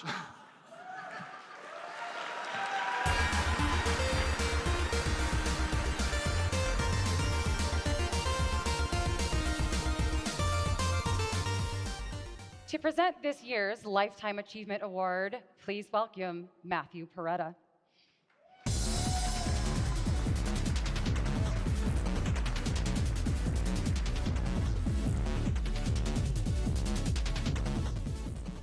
I am so happy and honored to be presenting Sam Lake with the Game Developers Choice Lifetime Achievement Award. This award recognizes the achievements of an individual who has impacted games and game development, and I can't think of anyone who deserves this more. It all kind of happened by chance. Sam's friends were making a video game, Death Rally, and they asked him to write some text for it, and boom, it started a remarkable 30-year run. You have Max Payne, Alan Wake, Quantum Break, Control, Alan Wake 2, and each year, Sam's hair and his suits got a little bit cooler. Sam created a universe where everything connects, and no matter how out there or crazy it may sound, it all works. I mean, he was talking about a musical in Alan Wake years before it happened, and I gotta be honest, I didn't quite see it, but Sam did. Everyone has ideas, and they mostly stay ideas. Sam had an idea, and he made it happen. For himself, for the people he works with, he creates with a giving spirit. He sees people's greatest potential, and he guides them to it with ease and enthusiasm. There really is something magical about Sam. In the Finnish language, there is a word, sisu. And it doesn't have a perfect English translation, but it roughly translates to grit, tenacity, an unwavering will to victory. And Sam has that. Or maybe it's coffee. I mean, he drinks a lot of coffee. All right, even though this is a Lifetime Achievement Award, Sam has so much more to give and to do. I don't doubt we will be back here in another 30 years. So, it is my honor to present this Lifetime Achievement Award to writer, director, producer, actor, and dancer extraordinaire, Sam Lake.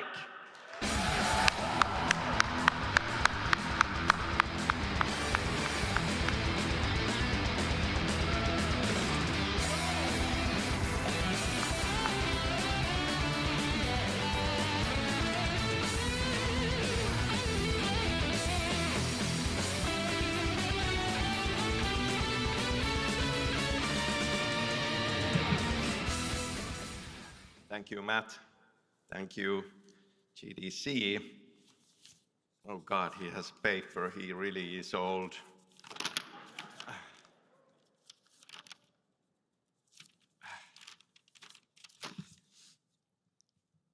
I feel very proud to be standing here in a room full of my respected peers.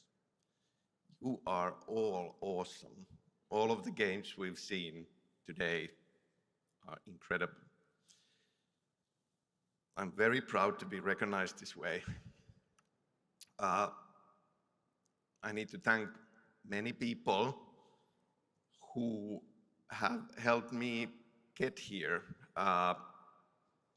My colleagues at Remedy, all my collaborators, my family, my friends. All the things that have inspired me and things I love, and annoyingly, I think I need to thank things that I don't enjoy as well, because we are all so much influenced by the world around us, everything and everyone. But I wouldn't change a thing. I feel I have been on this mission of testing the limits, what I can imagine to put into a game to tell a story. Different art forms combined and crammed in, and also to tell stories that go beyond a game, stories that create a universe. I feel that through the years there have been sometimes resistance to this, as if this would not be the thing that should be focused on in games. But I've still stubbornly kept doing it, adding more to it, and step by step I feel that this criticism has faded away, or maybe I've just gone deaf to it. So I was thinking, what can I say to you, my peers, many of whom know just as much about making games, or many of whom you know more about making games than I do? What kind of advice could I give? I'll try.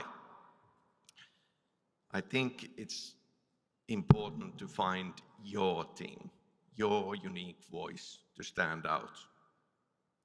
Go where your passion takes you, trust your vision, be patient with this, but stay true to it and keep pushing it forward. But also always be a team player. Always listen to the good ideas from the talented people around you and try to find ways to incorporate those ideas in a way that complements your ideas. Hide in as much art as you can get away with. This is your vital, secret mission. Shh, tell no one. And what is art? You know what it is when you work on it. It's what makes you excited, what gives you joy, and what makes you proud. Roll with punches. When you face an obstacle and you have to change your ideas, the story or the design, take it to mean you've been now given an opportunity to come up with something even cooler and better. Always this. I feel that easily we are lazy with our initial ideas. Obstacles force us to be creative, and something great can come out of that, and often does. I told a colleague of mine back home that instead of a speech, I'll write a poem for this. And my colleague Molly said, "You are so weird." To which I said, "I think that's why they are giving me this award."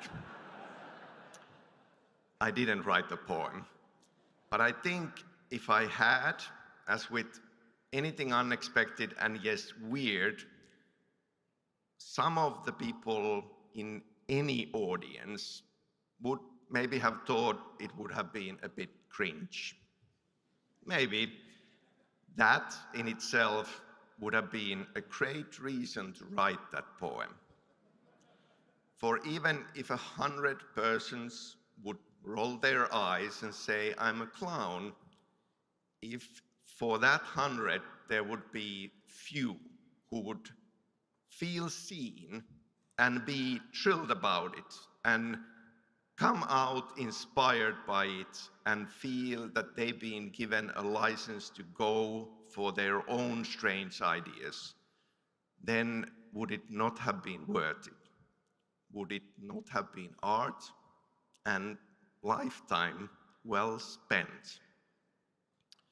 To channel Ahti the janitor, a character from several Remedy games now, with his thick accent and habit of translating Finnish idioms word by word. If you bow to somebody, you will end up showing your butt to somebody else.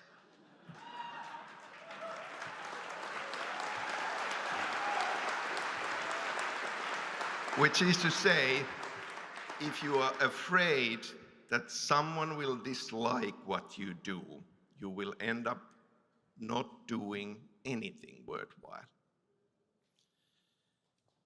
It's been a crazy couple of years. Crazy couple of years for me personally as well. I'm incredibly proud of Alan Wake 2, what we managed to do, what we have built with our universe so far. And I fully realize that I'm very fortunate and very privileged. But also, I have been exhausted and frustrated so many times along the way. And I think that that's the thing. These contradictions and these different things will always be present at the same time. In this work, I have made so many wonderful friends along the way whom I value more than I can possibly express here. I absolutely never expected to be awarded something like this. But then I never expected to dance in front of a huge audience grinning like a madman. To finish off with the most important thing. Make games, make art, not war. Thank you.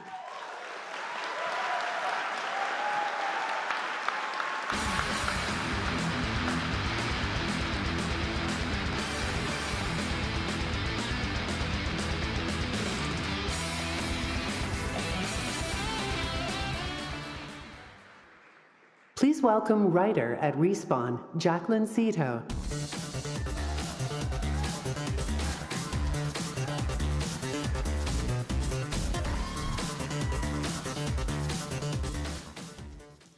As a writer for Apex Legends, I had the privilege of creating our 26-character Alter, along a truly talented group of developers.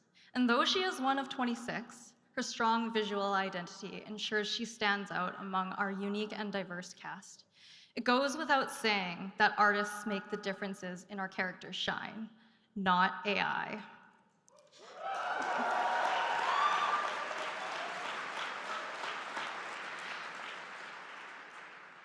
They breathe life and beauty into the worlds we create, beyond even a writer's imagination, which is why the games we honor tonight in this category span everything from a mysterious 2D labyrinth to a sprawling world of Chinese mythology.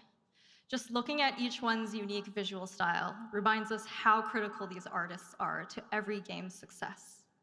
And the nominees for Best Visual Art are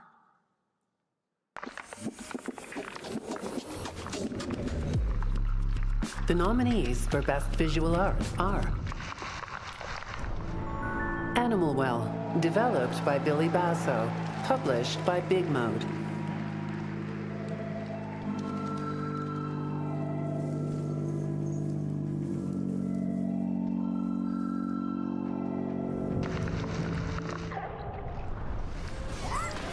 Astrobot, developed by PlayStation Studios team Asobi, published by Sony Interactive Entertainment with special thanks to Sebastian Bruckner, Mayu Kawaguchi, Kyo Inose, and Jamie Smith.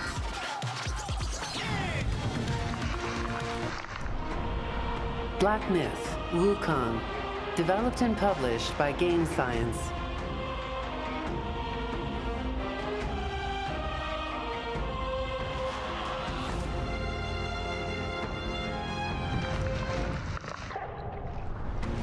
Metaphor, Refantasio, developed by Studio Zero, published by Atlas, with special thanks to Shigenori Soejima, Koji Issei, and Yasuhiro Akimoto.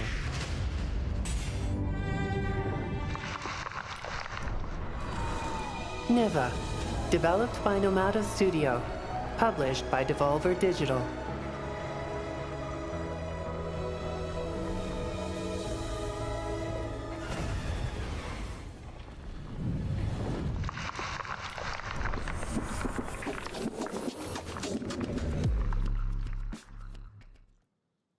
And the winner is Black Myth Wukong.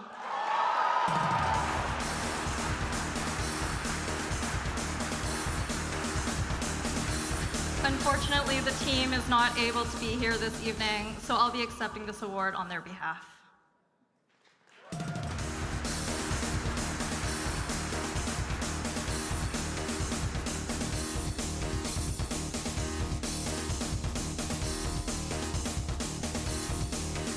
So this next award is Best Narrative. This is my category, my people. Like Emma, it made me nervous.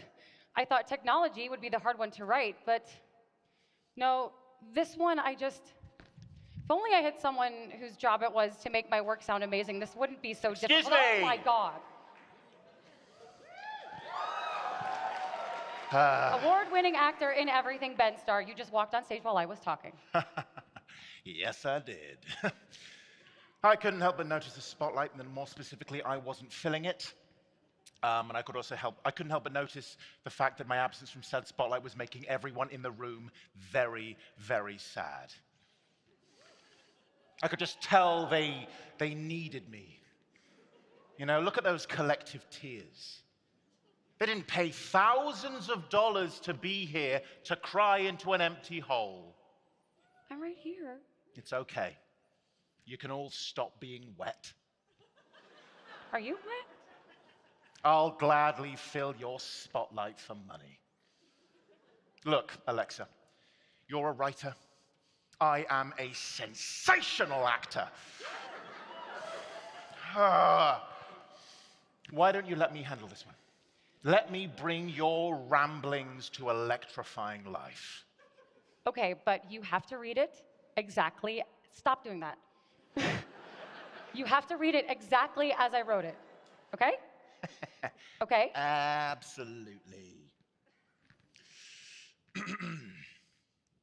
I tell anyone who will listen, and even those who won't, that playing Final Fantasy VIII changed my life. No, I wrote Final Fantasy VI.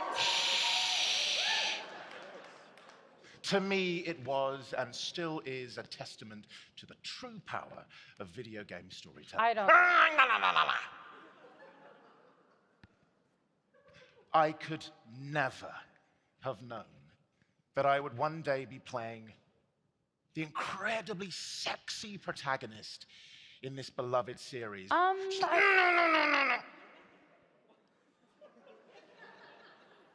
Over here. Over here. No, over here.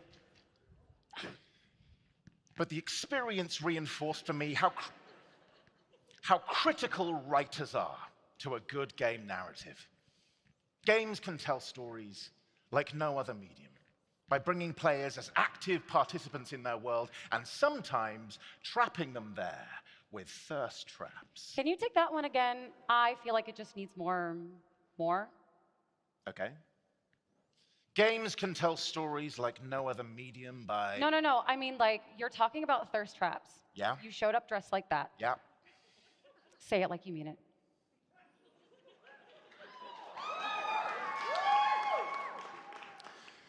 Players are active participants in our world. Can you just do it in the Clive voice? The Clive voice is just my voice. The Clive voice is not just your voice.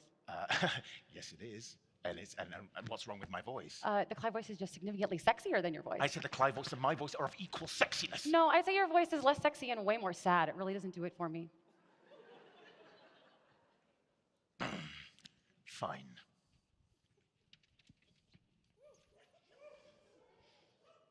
Gird your loins. Let's not forget that as an industry, we have an opportunity and a responsibility to continue to honor and protect the human elements that make true artistic game design possible. The nominees for Best Narrative are...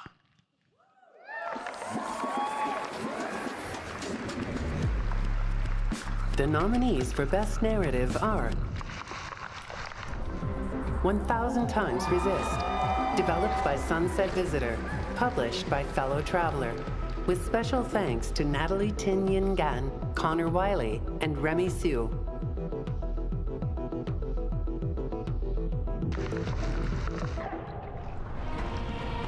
Black Myth, Wukong, developed and published by Game Science.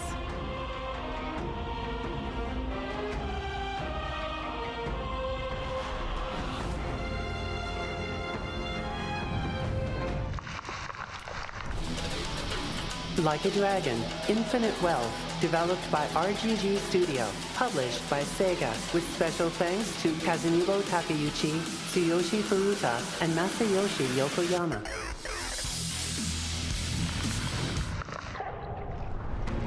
Metaphor, Refantasio, developed by Studio Zero, published by Atlas, with special thanks to Katsura Hashino, Yuichiro Tanaka, and Azaza Kido.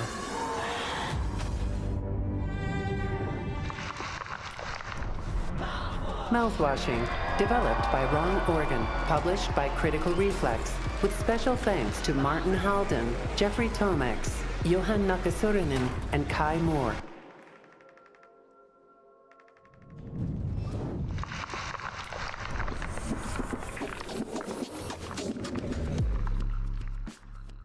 And the winner is Metaphor Refantasio.「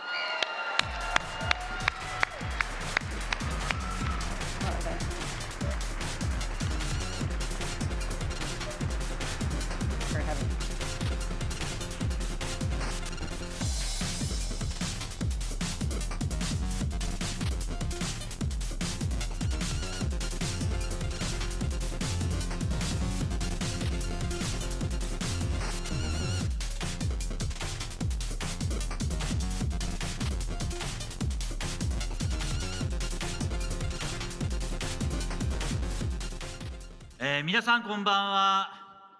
今日は本当はどうもありがとうございます。GDC でこんな栄えある賞をいただけると本当に光栄です。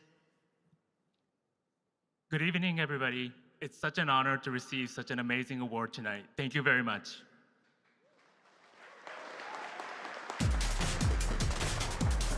アトラスはスタジオゼロはずっと RPG を作ってきて、今回現代劇ではなくファンタジーっていう新しい挑戦をさせていただいて、その物語が皆さんに楽しんでいただけたという結果だったと思ってすごく嬉しく思います。Until now, Atlas has made a lot of RPGs set in the modern age, and this was our first stab at creating something that was in the fantasy world. And I'm happy to know that this story has resonated with the players. 本当にありがとうございます。で、この喜びをですね、日本に持って帰ってスタジオのメンバーと一緒に分かち合いたいですし、この作品を作るためにサポートしてくださった皆さん、そして何よりこのゲームを遊んでくださった皆さん、本当にどうもありがとうございました。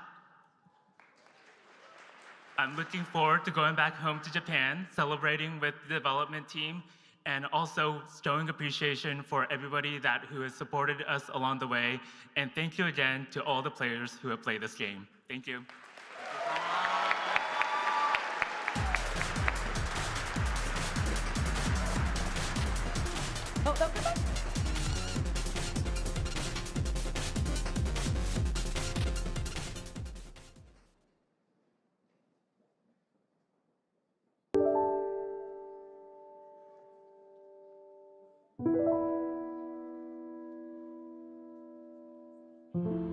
Hi, I'm Anna C. Webster, writer and narrative designer for video games.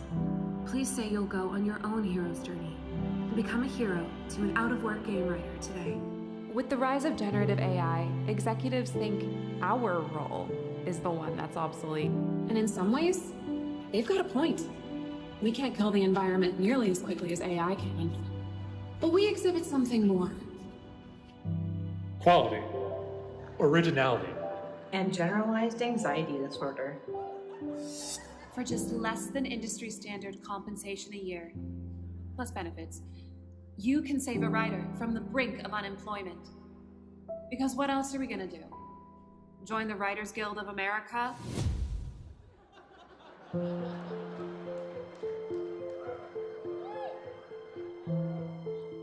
Awards are nice when you can get them. So is healthcare.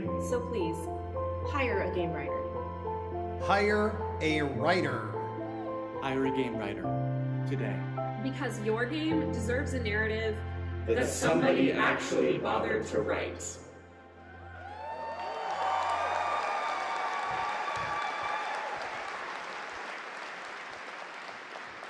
Wow, game writers are not okay. We are not okay. The race for innovation in games is not just about seeing how far the blood can spray or how many intimate relationships you can balance at once. We're coming up with new ways for people to interact with characters and environments, creating stranger and more beautiful worlds to explore, and inventing mechanics that make players feel more than ever like they are part of the journey. Innovation feels like a tech sector word, but at the end of the day, it's still a human one made by humans for humans. This award celebrates games that continue to add that depth to our medium.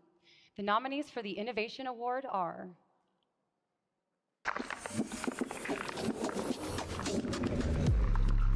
The nominees for the Innovation Award are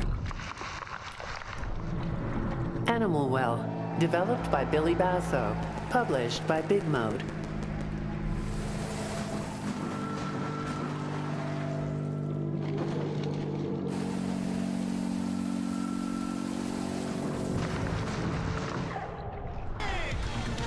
Astrobot, developed by PlayStation Studios team Asobi, published by Sony Interactive Entertainment, with special thanks to Masayuki Yamada, Hironori Yatoku, Junko Sano, and Nicolas Doucet.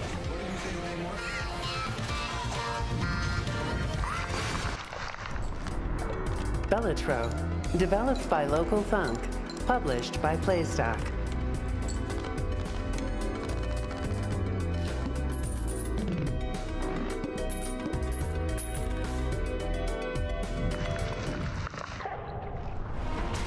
Black Myth, Wukong, developed and published by Game Science.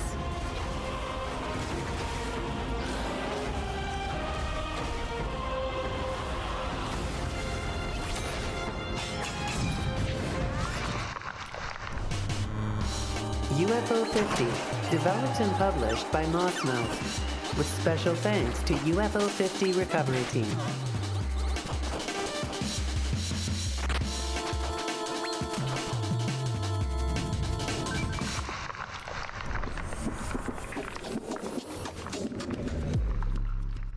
And the winner is Bellatro.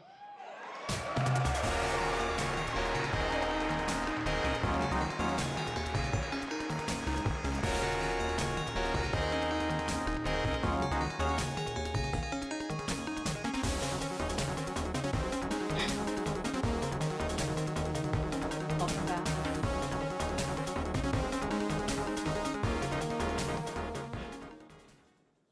All right. I think it's time to let everyone in on a little secret. And that is the real reason why Local Thunk is anonymous, is because the technology uses in Bellatro to hijack our brains and crank that dopamine machine and weaponize that one more run feeling. If that technology ever falls into the wrong hands, we are all screwed. So this is just, I don't know what to say anymore after all this, but other than Local Thunk, you've done something amazing, and I hope you are proud of yourself, even though you're a humble, humble man, but you hopefully celebrate this a little bit tonight. So thank you.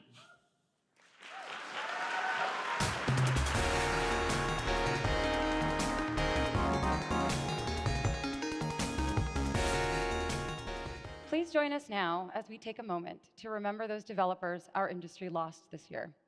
Let us reflect on their dedication to our industry, our art, and our lives.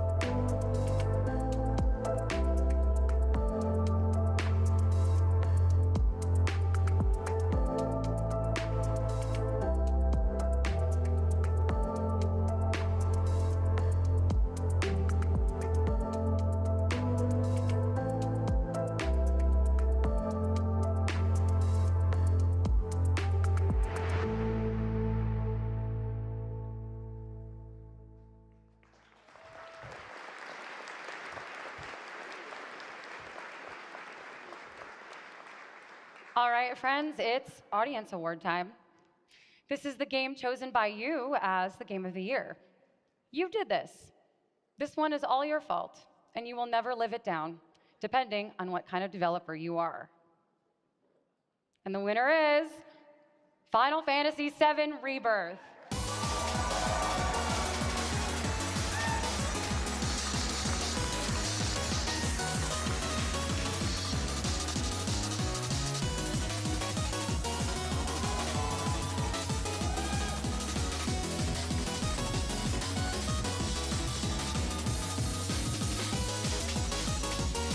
Congratulations.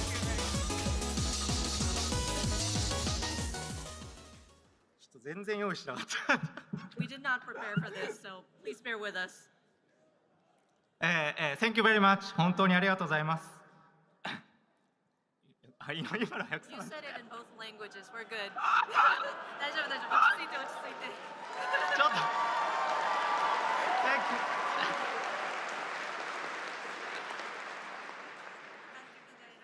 はい、わかります。僕はファイナルファンタジー7、リメイクプロジェクトのバトルディレクターやってますテルキ遠藤です。So this is Teruki Endo. He is the battle director for the Final Fantasy VII remake project. So he worked on both remake and rebirth. ちょっと興奮してなんかあんまりこれ読む気がしなくなってきた。We're so excited. We had something written down, but we're a little too excited that we can't really read what's on the screen here. なんかもう自分の言葉で言った方がいい。So we're just try to ad lib here. Go for it. まさかこういうふうにいろんな方に評価していただけると思わなかったので、こういう評価を目当てに作ってるわけじゃないんですけど、改めてこういう形で作ってることに対してこう評価してもらえるっていうのはすごくこう人生において嬉しいことだなと思います。So of course, we never thought that it would be received so well from all of the players. And of course, as game creators, we're not making games just for the acclaim. We love creating the games and we put our passion into it. But just knowing that we're being recognized here and just having people, just celebrate the game with us just makes me so happy. このゲームすごく作るのが大変で、開発のみんながすごくこう熱意を込めていろんなものをこう入れようって言ってこうなんていうんですか、もう本当に開発全員で良くしようと思った結果が今ここに出たかなと思います。So in developing this game, every team member poured in everything that they had. They wanted to pack in so much stuff so that our players would enjoy, and I feel like this is coming to fruition and we're being recognized for it. 本当にありがとうございます。But yeah, thank you again. 浜口さん、やったよ。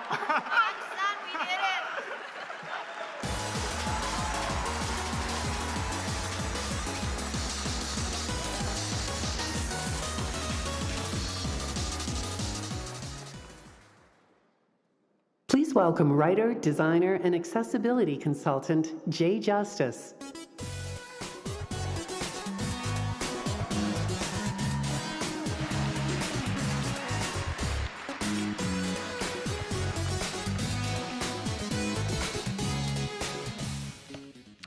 Hi, I'm Jay Justice, writer, developer, consultant, you name it, and I've done it.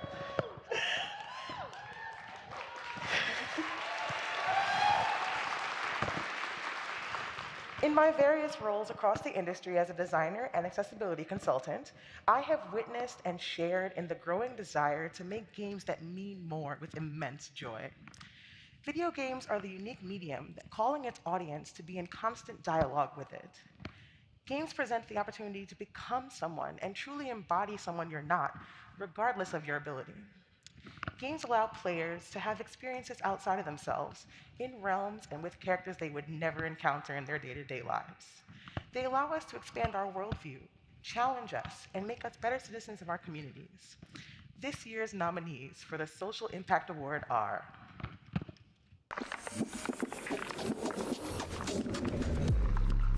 The nominees for the Social Impact Award are 1000 Times Resist, developed by Sunset Visitor, published by Fellow Traveler, with special thanks to Natalie Tin Yin Gan, En Tan, Lily Tang, and Remy Siu.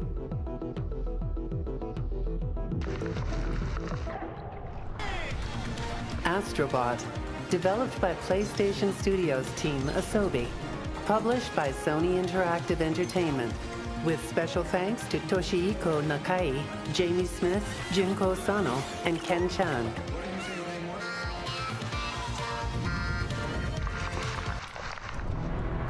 Frostpunk 2, developed and published by 11-Bit Studios.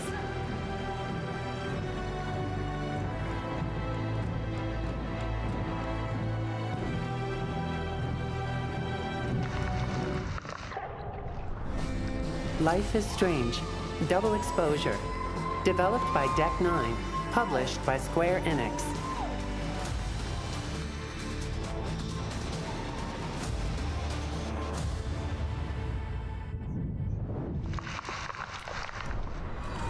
Neva, developed by Nomada Studio, published by Devolver Digital.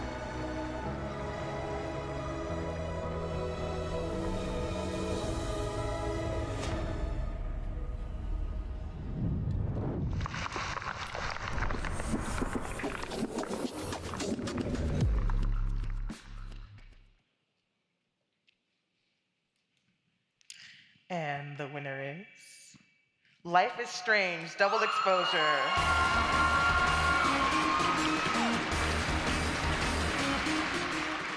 Unfortunately, the team is not able to be here this evening, so I'll be accepting the award on their behalf.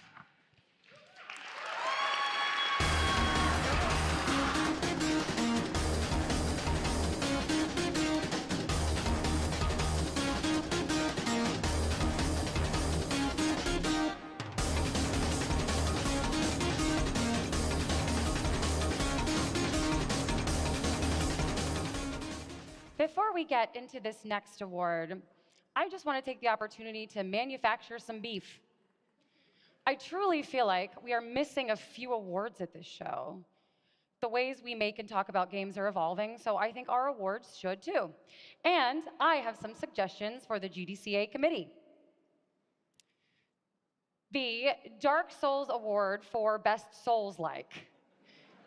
This year's winner, obviously, Infinity Nikki. The Best Blockbuster Sci-Fi Shooter Set in Space Award. We are going to need this category starting next year for sure. Best Music for Request featuring a dog. And the winner is...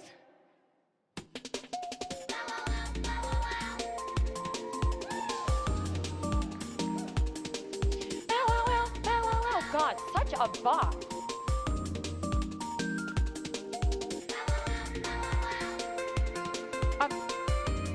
You can stop that now. Thank you, though. Thanks for that.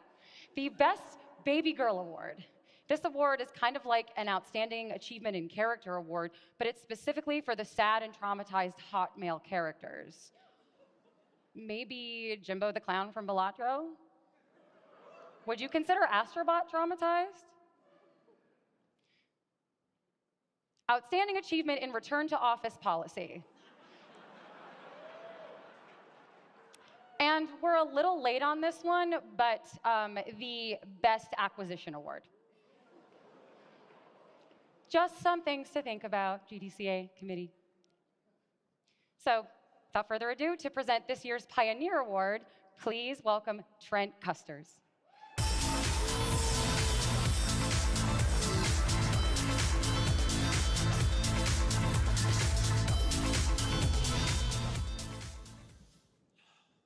Gabe Newell, Richard Bartle, Roberta Williams, Jordan Mechner, Mabel Addis, and more. The GDCA Pioneer Award is reserved for our peers who, through their work, have defied our craft and expanded the boundaries of our medium.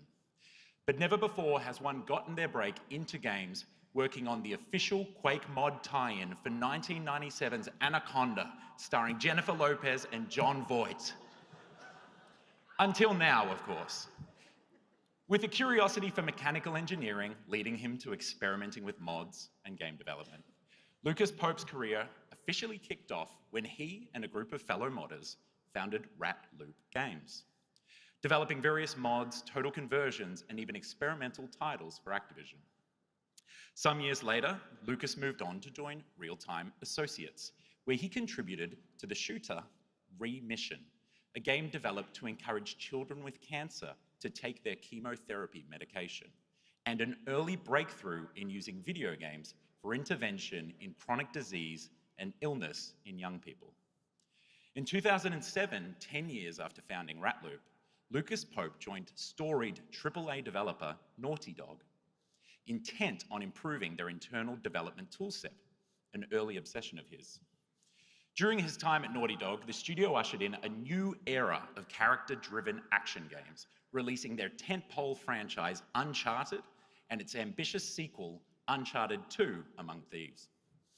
Lucas's tool development was critical to the team's success, with former Naughty Dog president Christophe Balestra going so far as to state publicly that Pope had saved the day. But the call of experimental games grew stronger and stronger. Lucas Pope was going to have another shot at this indie development thing. None of us knew what a treat we were in for. Lucas would work on a number of collaborations under the Rat Loop banner with his wife and fellow developer, Keiko. Their partnership and unique collaboration was rapidly rewarded with their first IGF nomination in 2009 for Mightier. And just 2 years later, their iOS title Hellsing's Fire went home with the IGF for Best Mobile Game. After Keiko and Lucas moved from LA to suburban Tokyo, where he now lives, Lucas began experimenting in solo projects and game jams. During a period of frequent overseas travel and trips through passport control, the inspiration for something bigger settled in, a project all of his own. The art, the code, groundbreaking game design, the droning Soviet-era soundtrack, Papers, Please was all Lucas. On this same night in 2014, Lucas Pope would walk away with no less than 5 awards for Papers, Please, including the IGF Seumas McNally Grand Prize. Supported, of course, by his talented wife Keiko and a star-studded community of developer friends, Lucas has become the consummate solo indie developer. The exact kind, actually, that many of us try to explain to students don't actually exist. On a Shinkansen to Bit Summit one year, he was telling me how he was bringing someone on to do the chapter art illustrations for Return of the Obra Dinn. I was surprised, to say the least. But he went to great pains to explain how the style of illustration had to be perfectly accurate for the time period. There were few people who could achieve the task, he assured me. I could tell he was in another of his research rabbit holes. The next year, riding the Shinkansen together to Bit Summit, as was our tradition, I thought to check in. How was that artist working out? What? He said. Oh, I just taught myself how to do that. In 2018 at the Game Awards, Return of the Obra Dinn won Best Art Direction, beating out Red Dead Redemption 2. Through his methodical and almost obsessive approach to game design and development, a Lucas Pope game is distinct and unmistakable, often eschewing almost all previous genre conventions or tropes, discovering and delivering brand new forms of interaction, creating a unique result where his Venn diagram of narrative and play are in fact a perfect circle. In pursuit of his curious and deep interests, he has made the administrative labor of passport control an addictive and enthralling pastime, or unveiled a most compelling mystery of the high seas via the fastidious bookkeepings and auditing skills of a company insurance man. And that's to say nothing of the remarkable and equally distinctive aesthetic sensibilities that are a hallmark of Lucas's work, paying tribute to the deep influences he draws from for our medium. Lucas's games have given birth to entire subgenres, and as a developer, he has a sense of curiosity and play that he shamelessly pursues to this day, developing browser games, titles for Panic's Playdate, and his latest game, Moida Mansion, a love letter to the handheld electronic games of his childhood. All of these are certified bangers. And throughout all this time, he has remained an active member of the independent development community, sharing his work, expertise, and insights on TIGSource and other communities, frequently attending events and generously donating his time and attention to anyone who approaches him. In 2020, when the world was indoors and we all watched the IGFs through our computer screens, Lucas was asked to record a simple to-camera video message to introduce the Seumas McNally Award winner, because of course, Return of the Obra Dinn had won it the year prior. Instead, Lucas wrote, produced, and directed a mini documentary on the late, great independent developer, Seumas McNally. Even though no one had asked him to, he went to great lengths to honor Seumas's enduring legacy, seizing the opportunity to educate a whole new generation of game developers on why the IGF's most coveted of prizes remains in Seumas's name to this day. Over a career spanning 30 years of modding, indie, serious, AAA, experimental, browser, mobile titles, and more, Lucas Pope has become a multi-BAFTA, DICE, IGF, South by Southwest, GDCA, Joystick, Peabody, award winner, and more. I mean, the list goes on, but I think you get the picture.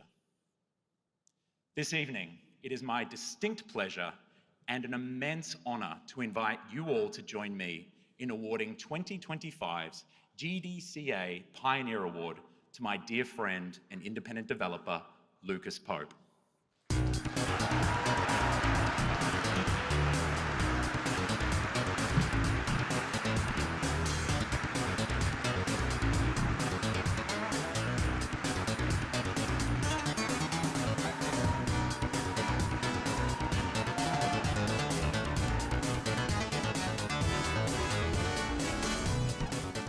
Thanks, Trent. When you put it like that, feels nice. They warned me about this, so I wrote a speech. Thankfully, it's short. Chapter 1. Considering all the amazing people out there doing amazing pioneering work, it is, for me, a huge honor to be chosen for this award. Thank you to whoever did that. And despite my status as a solo developer, I enjoy incredible support from the people around me. As part of that, I want to thank my best friend and partner, Keiko. She's watching this from home right now. Hey, babe. I want to thank my brother, Caleb. He's watching this from over there. Hey, babe. My kids, my mom, my friends, my family, and anyone else who supported me doing what I love, making bleak, tedious games. Chapter 2, final chapter. So now that I'm an official pioneer, I have some requests. World peace, obviously. But for this crowd, I'd be happy if you kept making the kinds of unique, offbeat, experimental, creative, and especially personal games that I love. Thank you. Good night.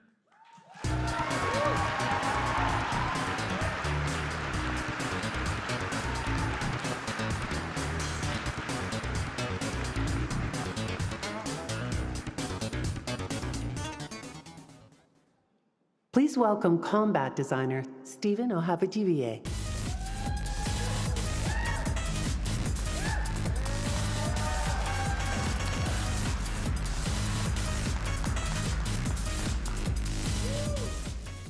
My name is Stephen Ohavijivier. I'm a combat designer, currently working on an exciting project that I can't reveal the details about just yet.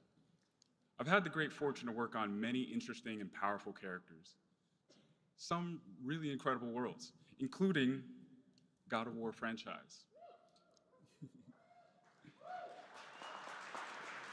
But part of what makes my work really satisfying, what helps those hits really land, is audio design. There's just something so rewarding about the crunch of your weapon hitting an enemy. From the ambient noise, to the combat barks, to the soundtrack.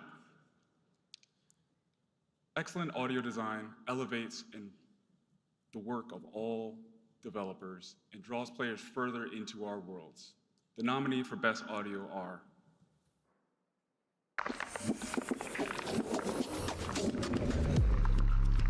The nominees for Best Audio are Animal Well, developed by Billy Basso, published by Big Mode.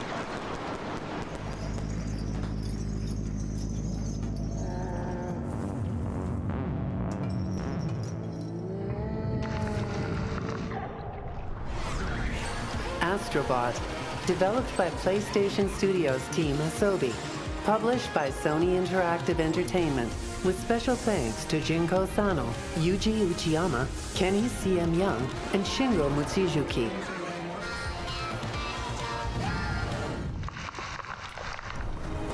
Black Myth, Wukong, developed and published by Game Science.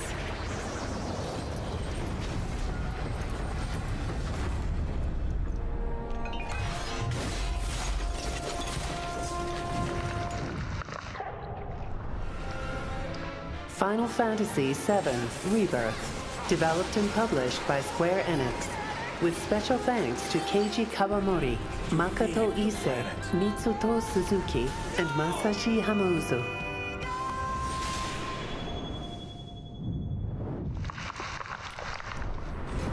Senua's Saga, Hellblade 2, developed by Ninja Theory, published by Xbox Game Studio, with special thanks to the Ninja Theory development team.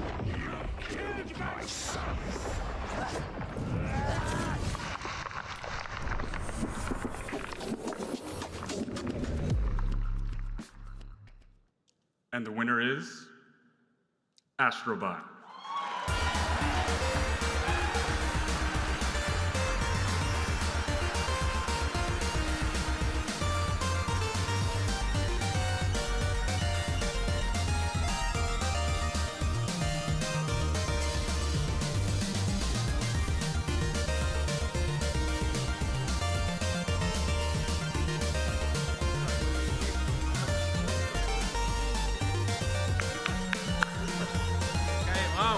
Thank you so much. Oh, everybody. Yeah, the audio design in Astrobot, it's first a banging soundtrack from Kenny Young here. And of course, our sound designers, back home, Jinko Sano, Yuji Uchiyama, and all the way to the controller, because every vibration you felt in that game is actually sound design. So it was a great achievement from those guys. Wow, what a gift of a project to get to work on. So I just want to thank Nico and Junko for having me back on for the ride. There's quite a lot of people to thank. I just want to thank everyone in the PlayStation music team, all the other Sony first-party studios that allowed us to mess around with their IP and let me remix their amazing iconic themes. There's a bunch of other composers' work who are in the game. So Tadashi Yakabe and everyone else at Shangri-La Music in Japan. Hirofumi Sasaki and Kemi Adachi in particular. Thank you for your hard work. Cheers. Thank you.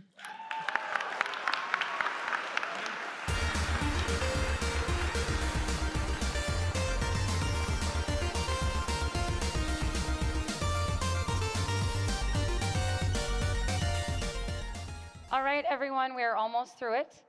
Before we hand out the prize of the night, I want to thank everyone involved in making this show happen, our GDCA staff, presenters, and the incredible team behind that sad writers video. Thank you, Anna C. Webster. Now, without further ado, here are your nominees for Game of the Year.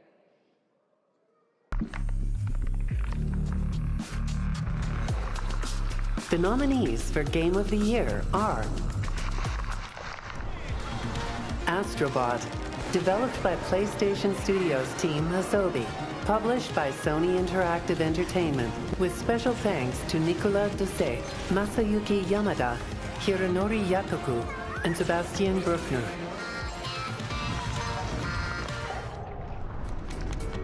Bellatro, developed by Local Funk, published by Playstack.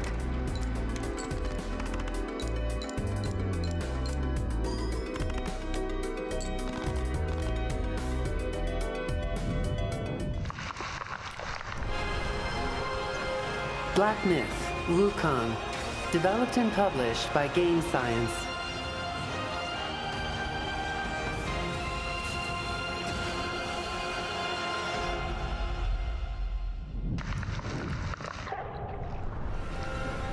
Final Fantasy VII Rebirth, developed and published by Square Enix, with special thanks to Yoshinori Kitase, Naoki Hamaguchi, and Tetsuya Nomura.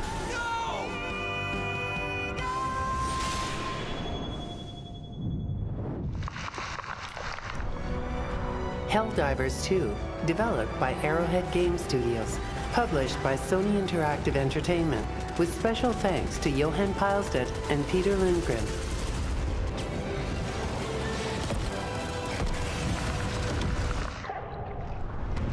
Metaphor ReFantasio, developed by Studio Zero, published by Atlas, with special thanks to Katsura Hashino, Shigenori Soejima, and Shoji Meguro.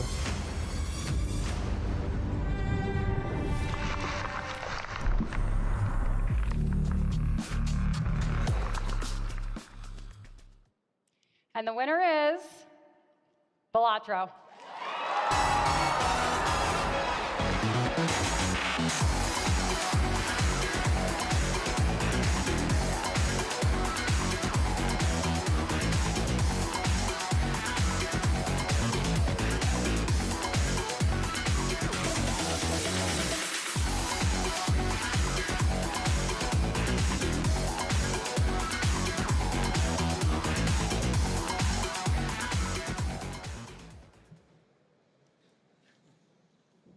Couple of new faces, still not Local Thunk, but Local Thunk.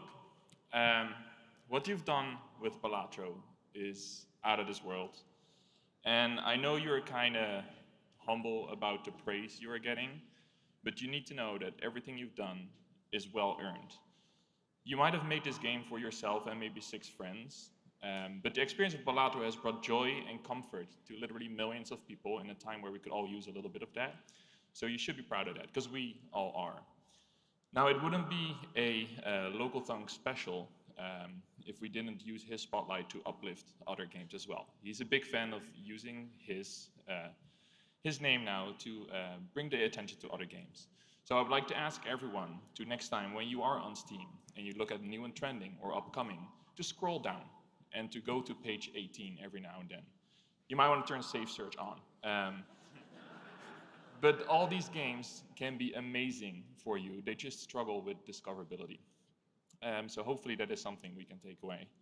And for Local Thunk, I know this is all a bit much. And your life might have turned a little bit into a circus over the last few months. But don't forget that you are the one that brought the clowns. So I'm also going to shoot my shot for him, because he's a huge Rocket League fan. And you know we've been doing all these collabs, so Rocket League, can we make this happen, maybe? That would be fantastic. Local Thunk, I hope you brought your big suitcase to GDC, because this is very heavy. Thank you all so much for the support that you bring to the industry as a whole, and we're very grateful to be a part of it. And so is Local Thunk, even though I do all the talking for him. Thank you. Jimbo says thank you too.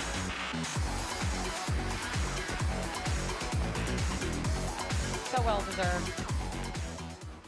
Before we part, one last thought from me before you are free of me forever. I think a lot about the developers of 1000 Times Resist. A group of stage performers who could not do their craft during the pandemic and turned to making games. Without that resilience and hope, we wouldn't have one of the best games of 2024 nominated here tonight.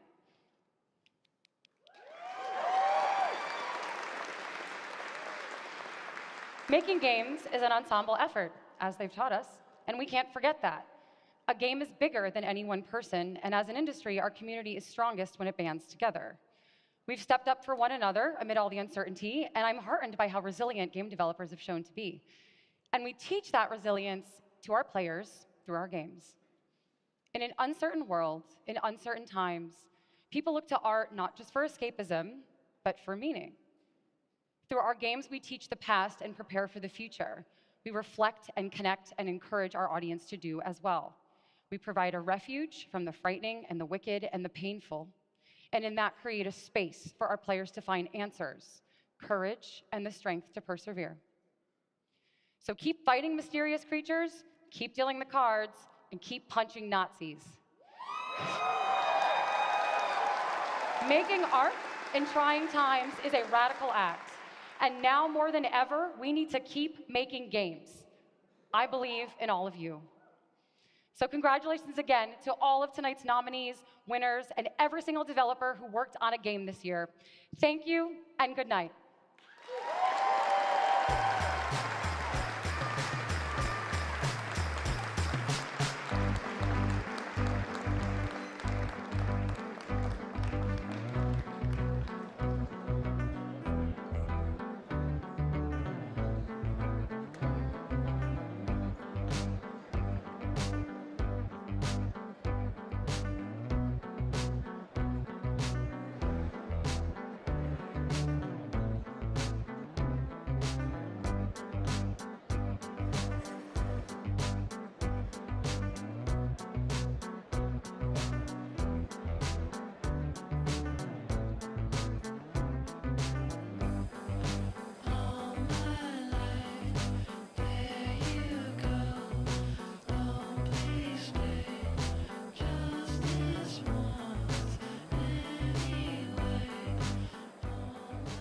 Thanks for attending your 2025 awards ceremony. Please have a safe evening.